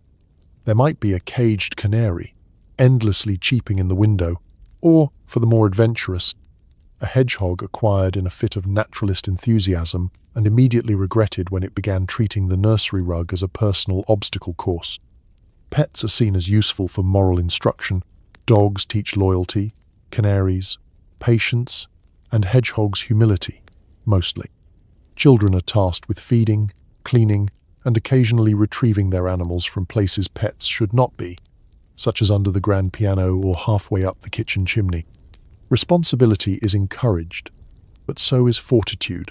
When a hamster meets an untimely end, it is buried in the garden with a Bible verse and a brisk reminder that life is fleeting and dust returns to dust. Sentimentality is reserved for expensive ponies and the occasional goose who survives Christmas. But for every official pet, there is a horde of unofficial ones. The Victorian nursery is alive with small, industrious creatures. Spiders in the corners, a parade of ants whenever someone spills jam, and the ever-present chorus of houseflies. Bedbugs make themselves at home in your mattress. Mice hold clandestine meetings in the wainscoting, and, inevitably, the family lice set up shop in your hair, cheerfully ignored by everyone except the nanny, who has a special comb and 1,000-yard stare. Attempts to combat pests are creative, if not always effective. Sticky paper traps hang from the ceiling, wafting faintly of vinegar. Lavender sachets are hidden under pillows in a vain effort to keep away moths. The cat, in theory hired to hunt mice, spends its days sunbathing and looking offended. When all else fails, your mother recommends a brisk airing of the room and a little household courage, which is code for pretend you don't see anything moving. Sometimes, pets and pests overlap in surprising ways. Siblings might adopt a particularly clever mouse, naming it and sneaking it bits of cheese until it becomes a semi-tolerated member of the household. One memorable year, your brother tries to raise tadpoles in the water jug, leading to an awkward incident at bath time and a new family rule about amphibians in the nursery. There are animal escapades and animal emergencies. The dog chews up a priceless heirloom, the hedgehog escapes and is later discovered curled up in a drawer of underclothes. Someone's canary gets loose and perches on the Christmas tree, refusing to come down until bribed with the last currant bun. Every mishap becomes a family story, recounted at dinner and polished with each retelling until it borders on myth. Caring for living things, official or otherwise, teaches you ingenuity. You learn to construct tiny houses out of matchboxes, to dig elaborate burial plots in the garden, and to identify flea bites with the expertise of a small, itchy dermatologist. Lice are picked out methodically on bath night and, if discussed at all, are considered a fact of life and proof that everyone is equal before God and insects. Through all of this, you develop a peculiar blend of empathy, stoicism, and practicality. You mourn your lost pets with sincere, if brief, sadness, and you come to terms with the less glamorous side of animal care. When you see a modern pet store, gleaming and odorless, you marvel at a world where animals are only companions, never intruders. In the end, the creatures that fill your Victorian childhood, whether adored, tolerated, or simply survived, leave their mark. And as you drift off to sleep, the comforting sounds of a dog sighing, a canary trilling, and a mouse nibbling on a forgotten biscuit are a reminder that in the zoo of the Victorian nursery, at least you're never alone. Play is strictly supervised and always educational. Rich children get rocking horses and geography games. Poor children play with sticks and whatever small rodents they can catch. The fun is proportional to the number of layers you're wearing. In the grand social theatre of the Victorian era, even leisure is a performance. And nowhere is this clearer than in the games children play. For those in grand houses, the nursery is well stocked with elaborate toys, hand-painted rocking horses, intricate dollhouses, and geography puzzles with all the colonies coloured helpfully in pink. These toys are meant to develop the mind, which is Victorian, for remind you of the British Empire at every opportunity. You are encouraged to memorise rivers, mountains, and why Wales is technically not a country, all before you're allowed to open the toy chest. But even among the fortunate, playtime is not a wild, carefree affair. Nanny hovers at the door, ready to swoop in at the first hint of unsanctioned merriment. Outdoor games must be refined, meaning croquet if you're in the country, or a very careful game of hopscotch if you're confined to the drawing room. Shouting, running, and especially laughing too loudly are discouraged. Children with loose morals make too much noise, as the family's favorite proverb goes. For working-class children, games are improvised masterpieces. The street is your playground and the world is your toy box. You might roll a hoop down the alley, stage epic battles with nothing but a stick and a vivid imagination, or trade bottle caps for the privilege of sitting on the least splintery curb. If you can catch a mouse, you can try to race it, though mice in Victorian England are notoriously unionised and prone to work stoppages. Clothing is another dividing line. Rich children are swaddled in so many petticoats and sailor suits that any attempt to run ends in collapse. Poor children, by contrast, are given a sturdy pair of hand-me-down boots, often 2 sizes too big, and whatever shirt survived last winter. The richer you are, the more likely you are to end up tangled in lace while trying to climb a tree. The poorer you are, the more likely you are to fall out of a tree but not notice until supper time. Games of make-believe are universal, but their themes reveal your station. In wealthy homes, you play afternoon tea, pouring imaginary Darjeeling for dolls with slightly haunted eyes. In working-class homes, you play shop, factory, or dodge the constable, all with a level of realism that would make Dickens proud. If you're particularly unlucky, your game is help bring in the laundry before it rains, a pastime that offers all the excitement of an unpaid internship. Some games cross the social divide. Marbles, for example, is played with equal passion in drawing rooms and back alleys, though the quality of marbles varies, glass for the rich, clay or even rolled-up bread for the poor. Skipping rope is another favourite, though wealthy children are expected to recite French verbs while skipping, while their less fortunate counterparts are free to shout rude rhymes at passing carriages. Ultimately, every game is a lesson in hierarchy. The older children boss the younger, the cleverest invent the rules, and the fastest keep their shoes the longest. Cheating is frowned upon, unless you're very good at it, or very good at not getting caught. Prizes are rare, perhaps a sweet, a penny, or the right to sleep closest to the fire. Yet, despite the rules and the rags, fun finds a way. You laugh, you compete, and you occasionally conspire against adults who fail to appreciate the glory of a well-aimed mud pie. For a few precious minutes, social class melts away, and the only thing that matters is who can jump the highest, run the fastest, or keep their marble collection hidden from the family cat. And when the games are over, and you're called inside, whether to a nursery full of toys or a room with nothing but a well-loved stick, you know you've survived another day in the greatest game of all, being a child in Victorian England. Outside, the streets are a perilous obstacle course of runaway horses, mysterious puddles and chimney sweeps. You're warned daily about bad influences and the perils of fresh air. Every Victorian child, whether they live in a grand house or a tiny attic, knows that venturing onto the street is an adventure in itself, a real-life version of snakes and ladders, but with more actual snakes, escaped pets, and fewer ladders, unless you count those carried by the endless stream of chimney sweeps. Before you're even out the door, your parents issue stern warnings. Don't speak to strangers. Don't pick up anything that isn't yours. And most importantly, if you see a puddle, cross the street. The reason for that last bit is never fully explained, but one accidental step in and you'll find out. The true depth of a Victorian puddle is always a surprise, and usually a disappointment. The sights and sounds are relentless. Carriages rattle by, horses snort and stamp, and market vendors holler prices that change every time you blink. Somewhere, always just out of sight, a dog is barking, a baby is wailing, and a street musician is butchering a waltz on a battered violin. You cling to your coin purse, if you're lucky enough to have one, sidestep the suspicious splatters, and keep your wits about you. After all, pickpockets are not just in Dickens. They're in training on every corner. Crossing the street is an event. Horses come first. Always assume they cannot see you, because most of them don't want to. The hansom cabs race past, their drivers yelling at everyone and everything. Milk carts and fishmongers barrel along, leaving a trail of sloshing and, on a good day, a bit of free fish. If you're not careful, you'll be splashed, jostled, or shouted at, usually all at once. By the end of a single errand, you'll have acquired enough mud on your boots to plant a garden and enough city gossip to write a serialized novel.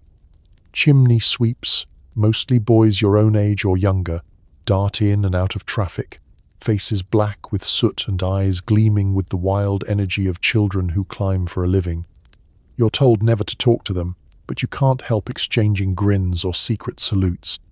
They know all the shortcuts and secret places. If you ever lose a marble, a penny, or a younger sibling, they're the ones to ask. Sometimes, if you're feeling particularly daring, you join in a game of chase with the local urchins, weaving through barrows and barrels, dodging irate shopkeepers and, if luck holds, the family solicitor.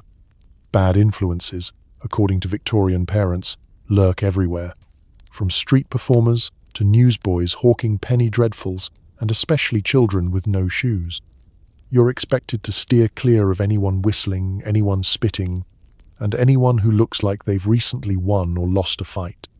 If you come home with a new accent, a torn cuff, or a suspiciously well-told story about the ghost that haunts the baker's alley, you'll be subject to an interrogation worthy of Scotland Yard.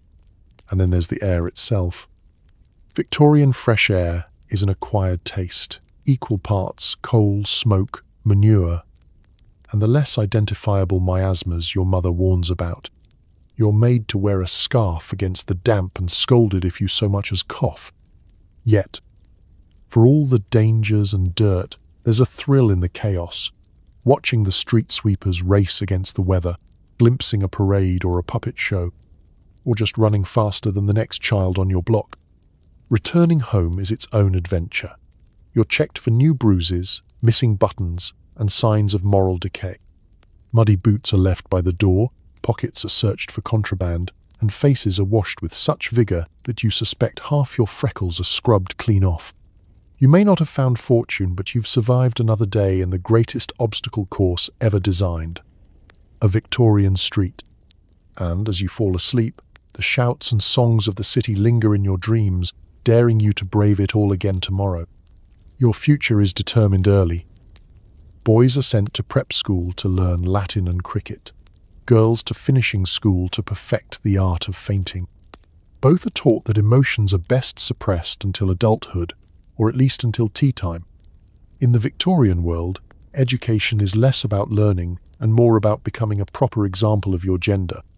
For boys, school is a battlefield, one lined with Latin declensions, algebraic misery, and the odd game of cricket played in a drizzle that would make a duck reconsider its life choices. Boys are expected to become robust, serious, and above all quietly miserable in the pursuit of academic and athletic glory. Every day is structured. Chapel, arithmetic, history, a quick fight behind the gymnasium, and handwriting practice so strict that ink blots are considered acts of high treason. A boy's lessons are wide-ranging and bewildering. You must memorize vast swaths of classical poetry, recite your times tables backwards, and learn to parse Latin sentences written by people who never once had to sharpen their own quills. Science lessons involve dissecting things you're fairly certain were alive that morning, and geography is taught with a world map where vast swathes are labelled "Here be British interests."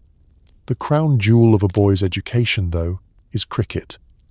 It is played rain or shine, and no one truly knows the rules except the headmaster and maybe the gardener's dog. For girls, education is an entirely different affair, more tea party than boot camp, but with its own terrors. Finishing school is less about finishing an education and more about finishing any independent thought you may have once entertained. The curriculum includes French conversation, mostly about weather and embroidery, watercolors of forget-me-nots, and endless practice at the pianoforte, always with gloves on, so your hands remain as soft as your opinions. The real focus is on accomplishments. Can you paint a rose? Can you pour tea without sloshing it? Can you faint gracefully if someone says Paris in mixed company? You're taught to glide into a room, to speak just loudly enough to be heard by a small canary, and to express opinions only about the weather, Shakespearean heroines, or the best way to arrange lilies in a vase. Arithmetic is minimal, lest it strain the female constitution, and serious literature is filtered through the lens of moral improvement. Emotional repression is the order of the day. Boys must never cry, unless struck by a cricket ball, and then only in Latin. Girls may faint, but tears are reserved for moments of high drama or receiving substandard lace. Anger, excitement, and anything resembling ambition are to be bottled up and unleashed, if ever, in the privacy of one's diary or an especially stormy embroidery session. The differences extend to play as well. Boys may wrestle, shout, and stage elaborate games of war, under the watchful eye of a master who pretends not to notice. Girls play croquet, engage in genteel walks, or organize doll parades where the only fighting is over who gets to be the duchess. If a girl is caught climbing a tree or a boy is found knitting, there will be a family conference, a stern letter to the Times, and probably a week of corrective reading. And yet, despite all this, there are secret rebellions. Boys trade novels under their desks, girls swap stories about intrepid lady explorers, and both dream of a world where education means more than memorizing rules and perfecting the art of the poker face. The lucky ones find a sympathetic governess or an eccentric uncle willing to sneak them a copy of the Pickwick Papers or a kite when no one is watching. In the end, Victorian education does succeed in one way. It prepares you to be a master of social camouflage, an expert at hiding boredom, and a connoisseur of the long, meaningful sigh. Whether you're conjugating verbs or arranging violets, you're learning what it means to be a Victorian and how to survive until the next tea break. Teething is an ordeal for everyone. Victorian parents prescribe everything from bread crusts to brandy, and if that doesn't work, there's always the ever-popular Mrs. Winslow's soothing syrup, guaranteed to knock you out cold for 6 to 8 hours. In the Victorian nursery, the arrival of teeth is less a developmental milestone and more a collective trial by fire. For the afflicted baby, it's endless drool, red cheeks, and the urge to gnaw on anything that stands still long enough, including the cat, the corner of the rug, or a slightly haunted-looking rattle carved out of bone.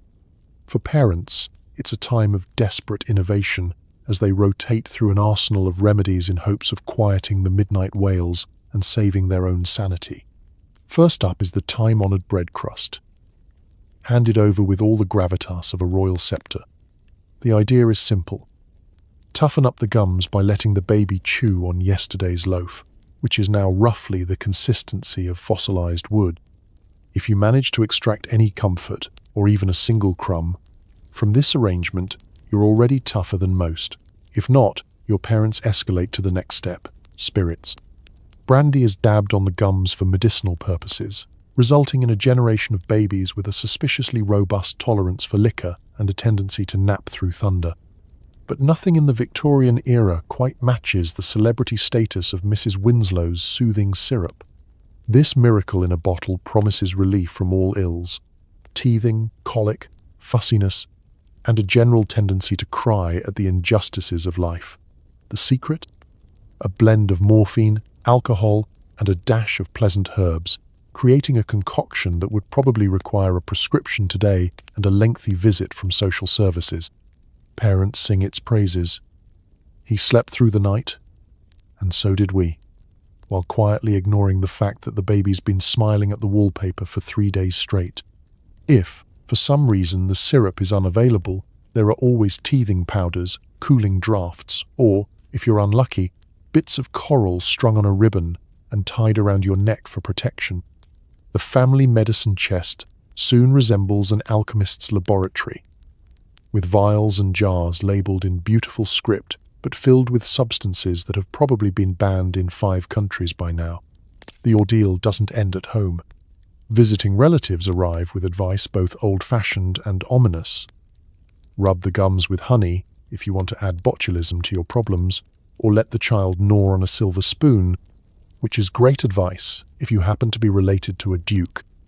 If all else fails, there's always the suggestion of airing out the baby, which mostly involves putting you in a pram by an open window and hoping the breeze will do what brandy and morphine could not. Of course, teething isn't just hard on the baby. The rest of the household lives in a state of siege, tiptoeing around the nursery and keeping an ear out for the first sign of a wail. Older siblings are drafted as entertainment, producing puppet shows and desperate attempts at slapstick comedy, none of which are appreciated by the baby, who only wants to chew on the hem of their pinafore. When it's all over and the teeth finally emerge, there is a brief, collective celebration. Parents breathe a sigh of relief, nannies pour themselves a congratulatory sherry, and the baby, now equipped with a new set of weapons, turns their attention to biting everyone in reach. Another Victorian rite of passage, survived by grit, invention, and a frankly astonishing disregard for dosage instructions. Looking back, you realize that teething in the Victorian age wasn't just about growing teeth. It was about building the kind of resilience you'd need for a lifetime of lead paint, arsenic-dyed curtains, and breakfasts consisting entirely of gruel. If you could make it through your first year without accidentally numbing your tongue permanently, you were clearly destined for great things. Or at the very least, for a very strong cup of tea. Occasionally, you're marched into the countryside for healthful exercise, bundled in 5 layers and forbidden from touching anything interesting. Nature is considered educational, but only if you observe it from a safe, non-muddy distance. A Victorian nature walk is not so much an adventure as it is a moving lesson in caution. The adults, armed with walking sticks, baskets, and enough anxiety to fuel a steam engine, herd you and your siblings out the front door, hats firmly secured and gloves buttoned up to your elbows. Any protest about the weather is met with the time-honored refrain: there is no such thing as bad weather, only weak constitutions. You might have hoped for a carefree romp through fields and woods, but instead you're paraded down the lane like a slightly disheveled, woolen-clad duckling. As you trudge along, Nanny keeps a sharp eye out for danger, puddles, low branches, and, worst of all, stray dogs. Your natural urge to leap into a hedgerow is met with a withering look and a lecture on the many ailments that can be contracted from a careless brush with wild vegetation. You are allowed to admire the flowers, but only from a distance, and only after reciting their Latin names. Attempting to pick so much as a buttercup will get your gloves inspected and your moral fibre questioned. The approved activities include pointing at clouds, politely noting the shapes of various leaves, and asking questions that can be answered with a disapproving that's not suitable for children. Birdsong is to be admired, but never imitated. Climbing trees is right out, so is running, shouting, or anything that might attract the attention of a passing vicar. Your greatest hope is to be allowed to sketch a daffodil or collect a perfectly clean stone, both of which will later be confiscated, dusted, and possibly boiled just to be safe. Despite these restrictions, there is a quiet magic to Victorian outdoor adventures. The countryside unfolds in a patchwork of meadows, hedgerows, and mysterious woodlands. The air is tinged with the scent of new grass and distant cows. Even the ever-present threat of drizzle can't dampen your curiosity entirely. Every so often, you glimpse something thrilling, a flash of a rabbit's tail, a cluster of wild berries, or a distant fox making a break for it before anyone can recite a moral lesson about cunning. Every outing is an opportunity for educational improvement. You may be required to recite poetry about nature. Ode to a Skylark is a favorite, or to sketch an acorn with feeling and accuracy. You're quizzed on everything from cloud types to the correct way to address a gardener. If you show the slightest bit of enthusiasm, a grown-up will remind you that true appreciation for nature is quiet and contemplative, meaning, please stop looking like you're enjoying yourself. If you're very lucky, you might be granted the rare privilege of wading in a shallow brook, but only after a lengthy risk assessment and the application of so many layers that falling in would just mean floating until someone fished you out with an umbrella. You return home muddy only in your dreams, the real dirt removed by vigorous brushing and the stern use of a boot scraper. Of course, some children find ways to rebel. A quick dash behind a hedge, a secret handful of snails, or a forbidden game of who can jump the furthest when the adults' backs are turned. These are the stuff of Victorian legend. You learn to treasure every stolen moment of wildness, every dandelion puff snatched on the sly, every grass stain you can successfully hide until laundry day. In the end, the Victorian nature walk is a paradox. You're out in the world, yet held firmly in check by etiquette and wool. But even through the layers, you catch a glimpse of the wildness that lives just beyond the lane, a reminder that, sometimes, childhood is less about following rules and more about finding adventure in spite of them. The Victorians love a good haunting. You grow up terrified of everything from jack-o'-lanterns to miasmas. Every unexplained cough is blamed on a nearby ghost, and you're expected to keep your soul tidy at all times. The nursery is filled with whispers and shadows.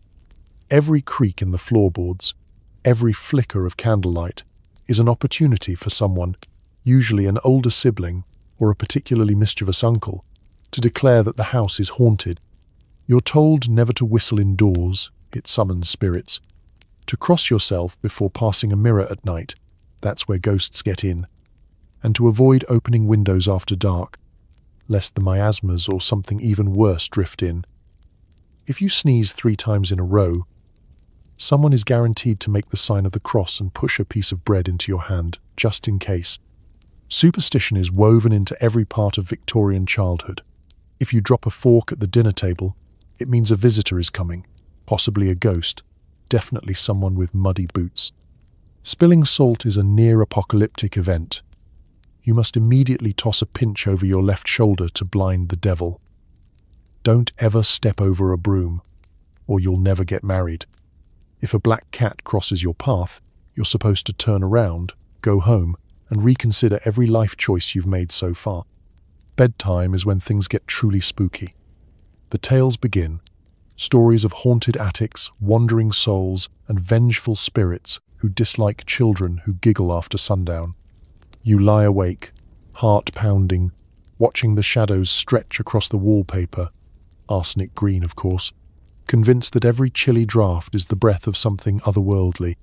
Thunderstorms become gothic dramas. The howling wind is surely the wail of the restless dead, and if the clock strikes 13, well, best not to speak of that at all.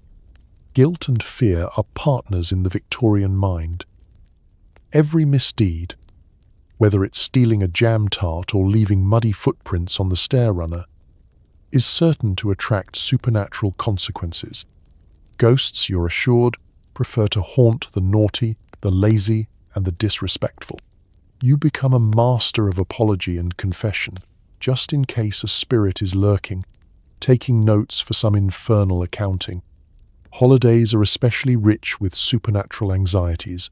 At Halloween, jack-o'-lanterns are carved not for fun, but to scare away the spirits that are said to walk the earth on All Hallows' Eve. On Christmas Eve, you gather for ghost stories by candlelight, shivering not just from cold, but from the thought that Great Uncle Frederick might actually appear in the doorway, eager for a second helping of pudding. Even daily chores are governed by a web of omens. You must stir the Christmas pudding clockwise for luck. Never rock an empty cradle. It invites tragedy. Finding a spider in your shoe is either good luck or a sign you need new shoes, depending on which aunt you ask.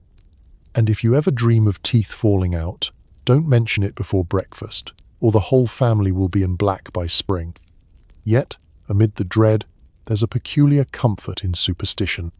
It offers a kind of logic for the unexplainable, a way to make sense of drafty rooms, mysterious rashes, and why the nursery always feels colder after sunset. You whisper protective charms, avoid ladders, and keep your eyes peeled for omens, hoping to navigate childhood without drawing the attention of the spectral bureaucracy. In the end, you grow up with a sixth sense for things that go bump in the night. Every shadow is a story.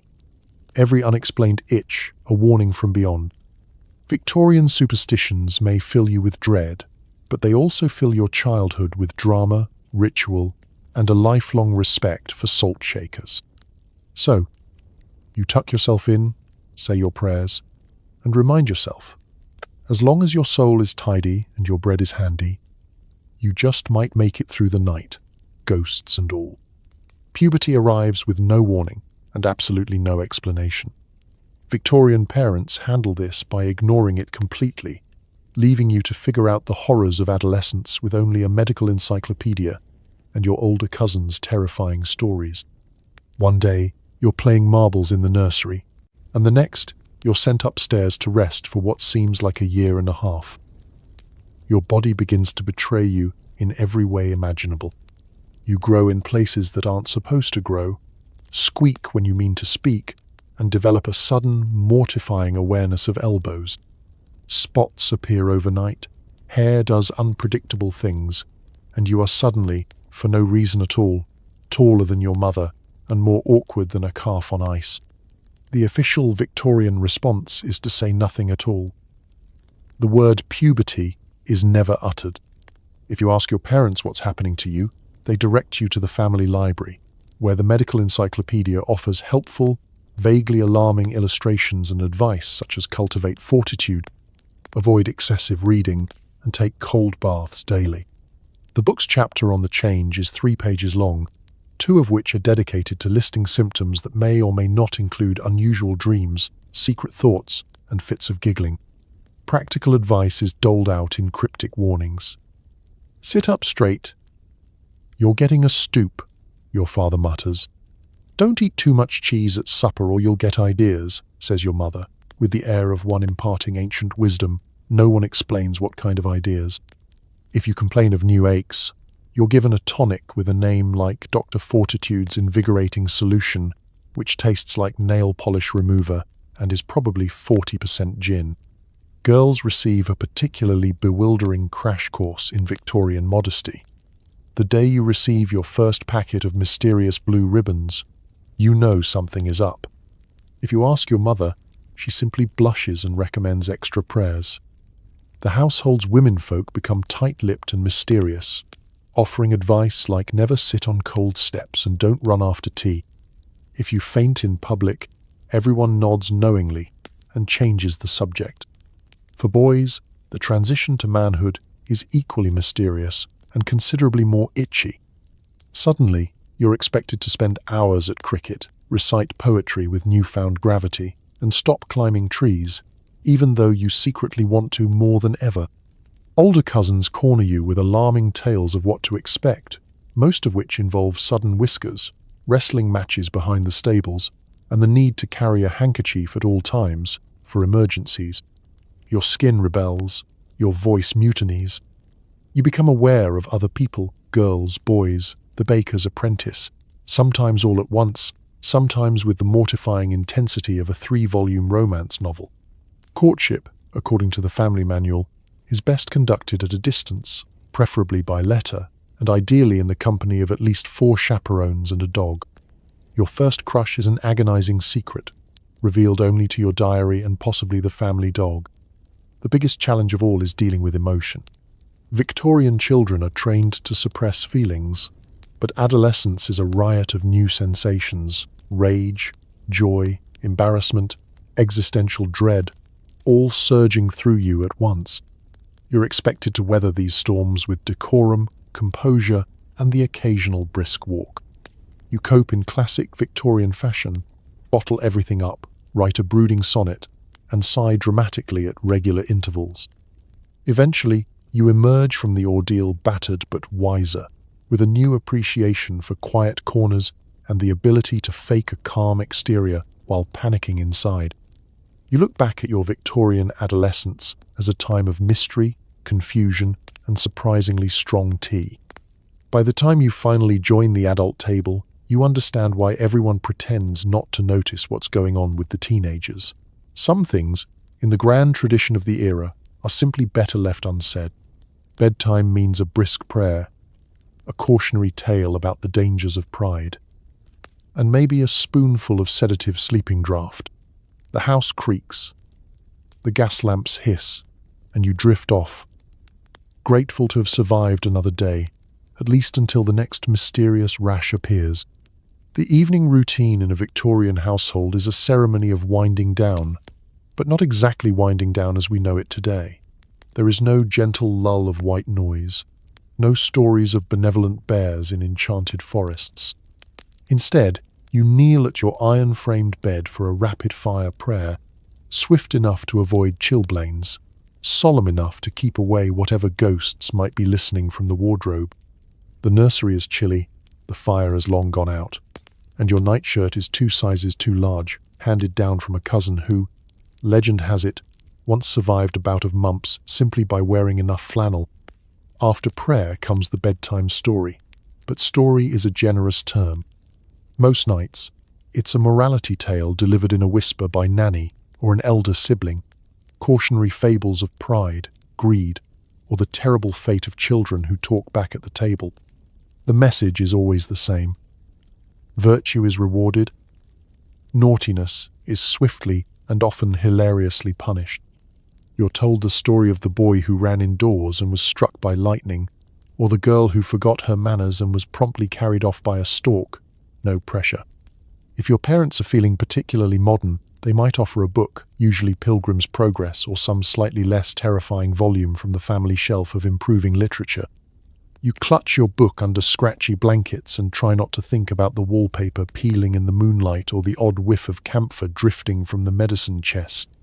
The house makes noises, floorboards creak, wind rattles the window, and somewhere, someone coughs in a way that suggests they've just seen a ghost or, at the very least, the family cat. For the restless, or especially unlucky, there is the sleeping draught. Victorian pharmacology is, let's say, enthusiastic.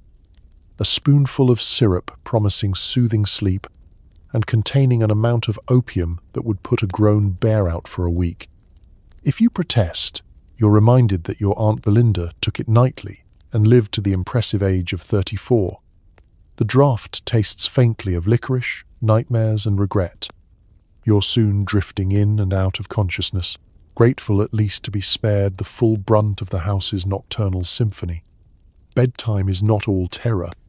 There are small comforts, the soft thump of a sibling's foot from the next bed, the distant clatter of a late-night carriage, and the warm, conspiratorial feeling of having survived another day together. You whisper secret plans for tomorrow, promises of daring escapes and extra marmalade, before Nanny's warning shush brings peace once more. You lie awake for a while, watching shadows move across the ceiling, wondering what the next day will bring, a new rash perhaps, or a strange spot that will require 3 kinds of ointment and a stern lecture on the dangers of draughts. You are not alone. The nursery is full of small sounds, the rustle of a mouse, the sigh of the wind, the gentle rhythmic snore of the family dog curled by the fireless grate. Even the house seems to settle, as if sighing in relief that everyone, for now, is safely in bed.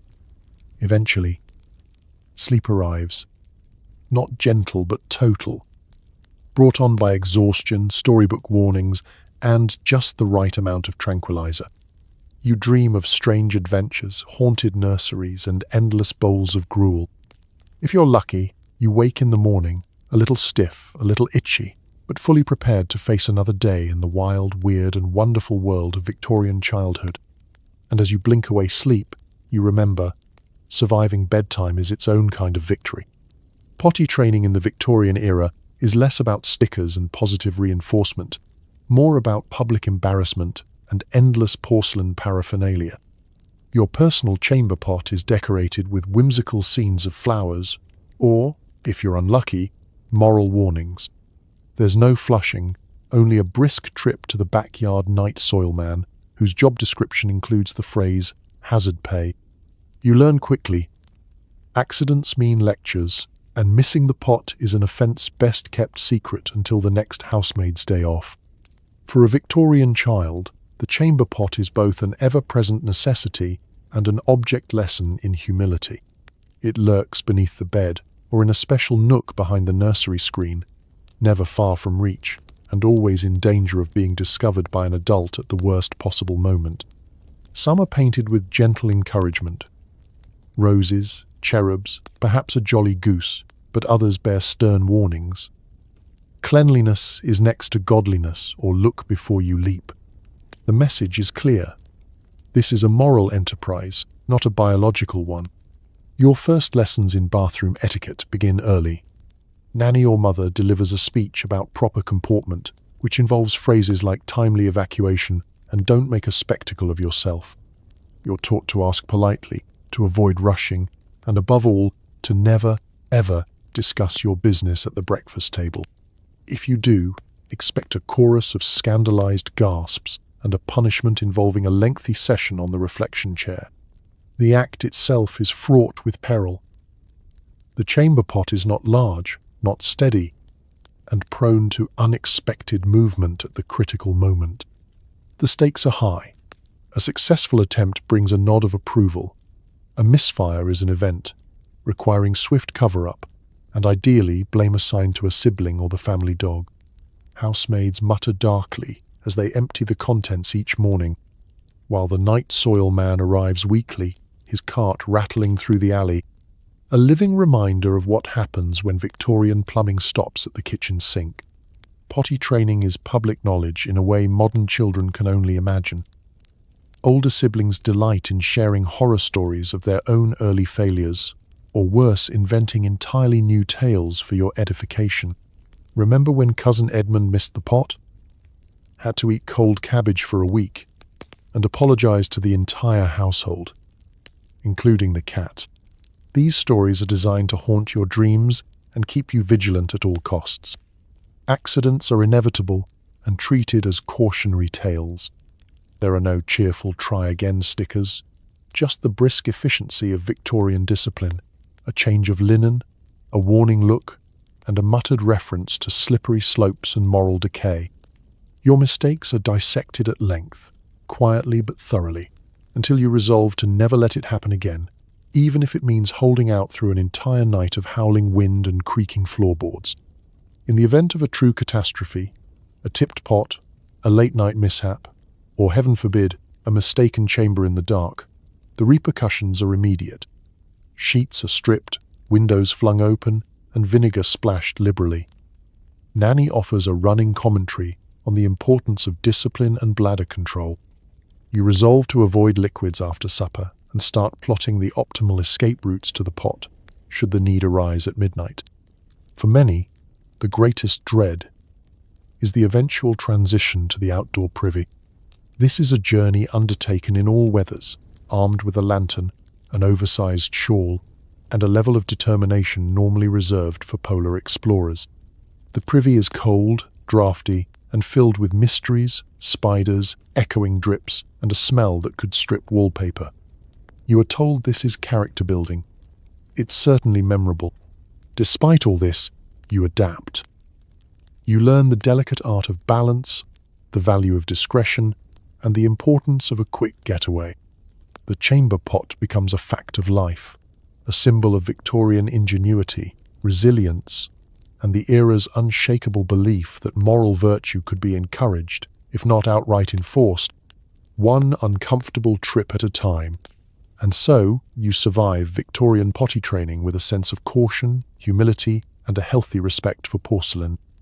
In a world without plumbing, you do what you must, and, with luck, you avoid cabbage-based punishments for another day. Getting dressed in Victorian times is a full-contact sport. Whether you're 5 or 15, the number of buttons, buckles, and shoelaces per outfit rivals a modern tax form in complexity. Young girls wrestle with mini corsets. Boys get strangled by starched collars, and everyone is expected to wear at least 3 layers, regardless of the weather. Nothing says childhood freedom like sweating through a wool waistcoat in July while your mother fusses over your shoelaces being improperly symmetrical. Your day begins not with a gentle stretch, but with the unmistakable bellow of Nanny throwing open the curtains and announcing that idleness breeds both wrinkles and ruin. Before you can protest, the daily battle with clothing commences. Each item is stacked in a formidable tower at the end of your bed: petticoats, chemises, drawers, stockings, garters, undershirts, and if you're especially unfortunate, a sailor suit requiring at least 3 adults and a passing knowledge of advanced knots. For girls, the first obstacle is always the corset, or, as it's known in the family, the embrace of discipline. A child's corset is meant to encourage perfect posture and, presumably, an early sense of despair. Nanny wields the laces with the skill of a competitive sailor, pulling until you feel taller, thinner, and significantly less able to breathe. If you complain, you're reminded that Queen Victoria herself wore tighter stays, and look how well she turned out. Boys, meanwhile, must contend with the collar, starched, upright, and apparently inspired by medieval torture devices. Each morning, your mother stands you before the mirror, tugs the collar to your chin, and surveys her handiwork like a sculptor preparing marble for public display. Any attempt to loosen it is met with a sharp glance and the reminder that a droopy collar is the first step on the road to moral collapse. You practice proper posture by balancing a book on your head, while Nanny inspects your cuffs for rogue folding and signs of frivolous living. Layering is not just a suggestion, it's a sacred ritual. Summer or winter, indoors or out, you are swaddled in wool, flannel, and occasionally velvet, because children are delicate and must be insulated at all times. This is a curious belief when, by midday, you are slick with sweat and quietly praying for a strong breeze or a fainting spell. You are warned never to remove a layer, lest you catch a chill and bring shame upon the household. Dressing is so exhausting it nearly qualifies as morning exercise. Socks sag, garters snap, and buttons have a Houdini-like ability to vanish at the slightest provocation. Ribbons tangle, sashes slip, and the family dog, ostensibly helping, steals your best glove and buries it in the garden. By the time you're finally dressed, you are more trussed than dressed, unsure whether you should go outside or simply collapse back into bed for a well-deserved rest. Accidents are inevitable. Someone will catch their sash on a door handle or rip a petticoat while attempting the dangerous art of sitting down. A popped button is both a minor tragedy and a public event, resulting in an impromptu mending session that doubles as a lesson in humility. Mothers see every loose thread and treat each wardrobe malfunction as an opportunity for moral improvement. A stitch in time saves embarrassment at tea. Special occasions, of course, bring added perils. Lace collars with microscopic hooks, hats pinned to your scalp with an optimism bordering on cruelty, and shoes so tight they might as well have been made for a different species. You sit for the family portrait in an agony of pinches and itches, practicing the kind of fixed, panicked smile that future historians will mistake for Victorian seriousness. Yet, through the sweat, the pinches, and the endless scolding, you develop agility, patience, and a deep appreciation for moments spent barefoot and unsupervised. By nightfall, you peel off your layers with relief, marvel at your continued survival, and drift off to sleep, your dreams haunted by the faint rustle of petticoats and the click of mother's mending scissors, always ready for tomorrow's wardrobe war. Getting dressed in Victorian times is a full-contact sport. Whether you're 5 or 15, the number of buttons, buckles, and shoelaces per outfit rivals a modern tax form in complexity. Young girls wrestle with mini corsets. Boys get strangled by starched collars, and everyone is expected to wear at least 3 layers, regardless of the weather. Nothing says childhood freedom like sweating through a wool waistcoat in July while your mother fusses over your shoelaces being improperly symmetrical. Morning begins not with a yawn but with a battle cry. Nanny throws open the curtains, the cold rushes in, and you're reminded there is no such thing as 5 more minutes in the Victorian household. Your clothing is neatly stacked in a complicated, intimidating pile: petticoats, drawers, undershirts, stockings, garters, chemises, waistcoats, shirts, and, if you're particularly unlucky, a sailor suit with a neckerchief that has only ever been tied properly once by a great aunt now lost to history. For girls, the day's first obstacle is the corset. Yes, even for children. The stays are meant to train your posture and your soul. Laced up by Nanny with the kind of enthusiasm usually reserved for securing livestock. The feeling is less supportive and more rib-crushing, designed to give you a ladylike silhouette and, incidentally, ensure you never take a deep breath again until adulthood. Movement is restricted to gliding, shuffling, or the very occasional well-choreographed collapse onto a fainting couch.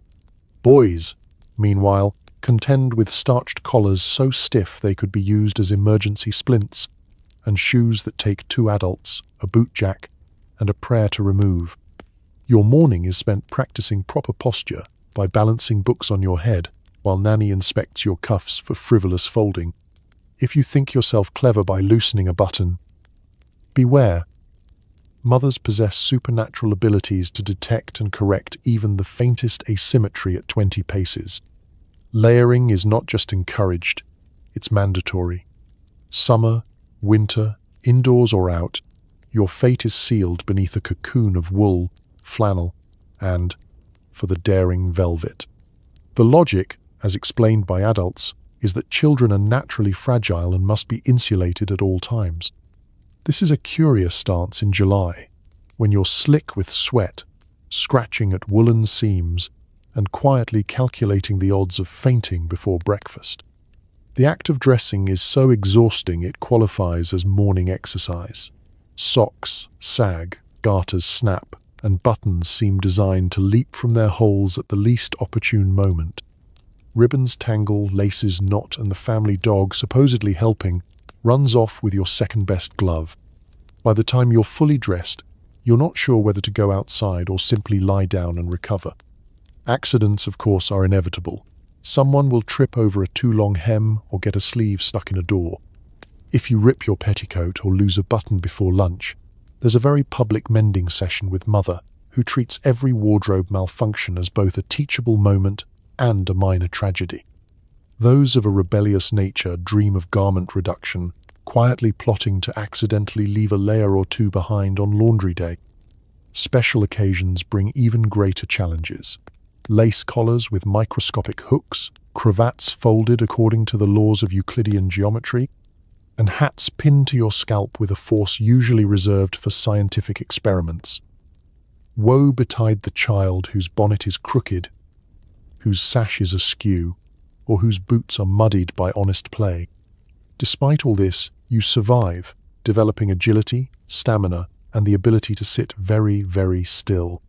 You learn to appreciate the simple things, a loosened ribbon, a moment without shoes, or the sweet rebellion of untucked shirt tails. You come to understand why adults drink so much tea and why family portraits always look faintly panicked. In the end, Victorian childhood attire is as much about discipline as it is about decency. You're wrapped in tradition, practicality, and just a touch of paranoia, armored against the world, the weather, and the vague threat of falling into bad habits. By the time you finally peel off your last layer at night, you've earned your sleep, your stripes, and perhaps, if you're lucky, a single night with buttons left blissfully undone. So as you drift off tonight, tucked into your clean, quiet bed, with central heating and a mattress that doesn't bite back, spare a gentle thought for the children of the Victorian era and the parents, who were honestly just doing their best with a handbook written by superstition, questionable science, and pure, unfiltered anxiety. You've survived the nursery gruel, the nursery rules, and more household toxins than the periodic table. You braved lead paint, teething syrups that could tranquilize a pony, and family portraits so grim they'd scare away nightmares. And if you made it to adulthood, you did it with at least 3 moral lessons, a collection of rashes, and a deep suspicion of all things cabbage. Let's be honest, Victorian parenting might have been well-intentioned, but it was also bizarre, bonkers, and occasionally borderline criminal. Yet somehow, through all the discipline, dubious medicine, and layers of woolen underwear, families managed to stick together. Children grew up tough, creative, and equipped with survival instincts that would put a modern prepper to shame. Tonight, as you listen to the soft hum of your fan, maybe whisper a quiet thank you to your own ancestors who survived calomel, cod liver oil, and a childhood where fresh air sometimes meant dangling in a wire cage above the street. History can be brutal and ridiculous, but it's also proof that people are stubborn, hopeful, and always inventing new ways to get through the day. So relax, breathe easy, and let go of whatever small, modern worries you carried to bed. Because right now, there's no laudanum in the medicine cabinet, no arsenic in the curtains, and nobody's insisting you finish your liver pudding. Just the comfort of the present, the luxury of safety, and the quietly heroic absurdity of those who came before. Sleep well, and may your dreams be free of nannies with mustaches and lead-based wallpaper. Good night.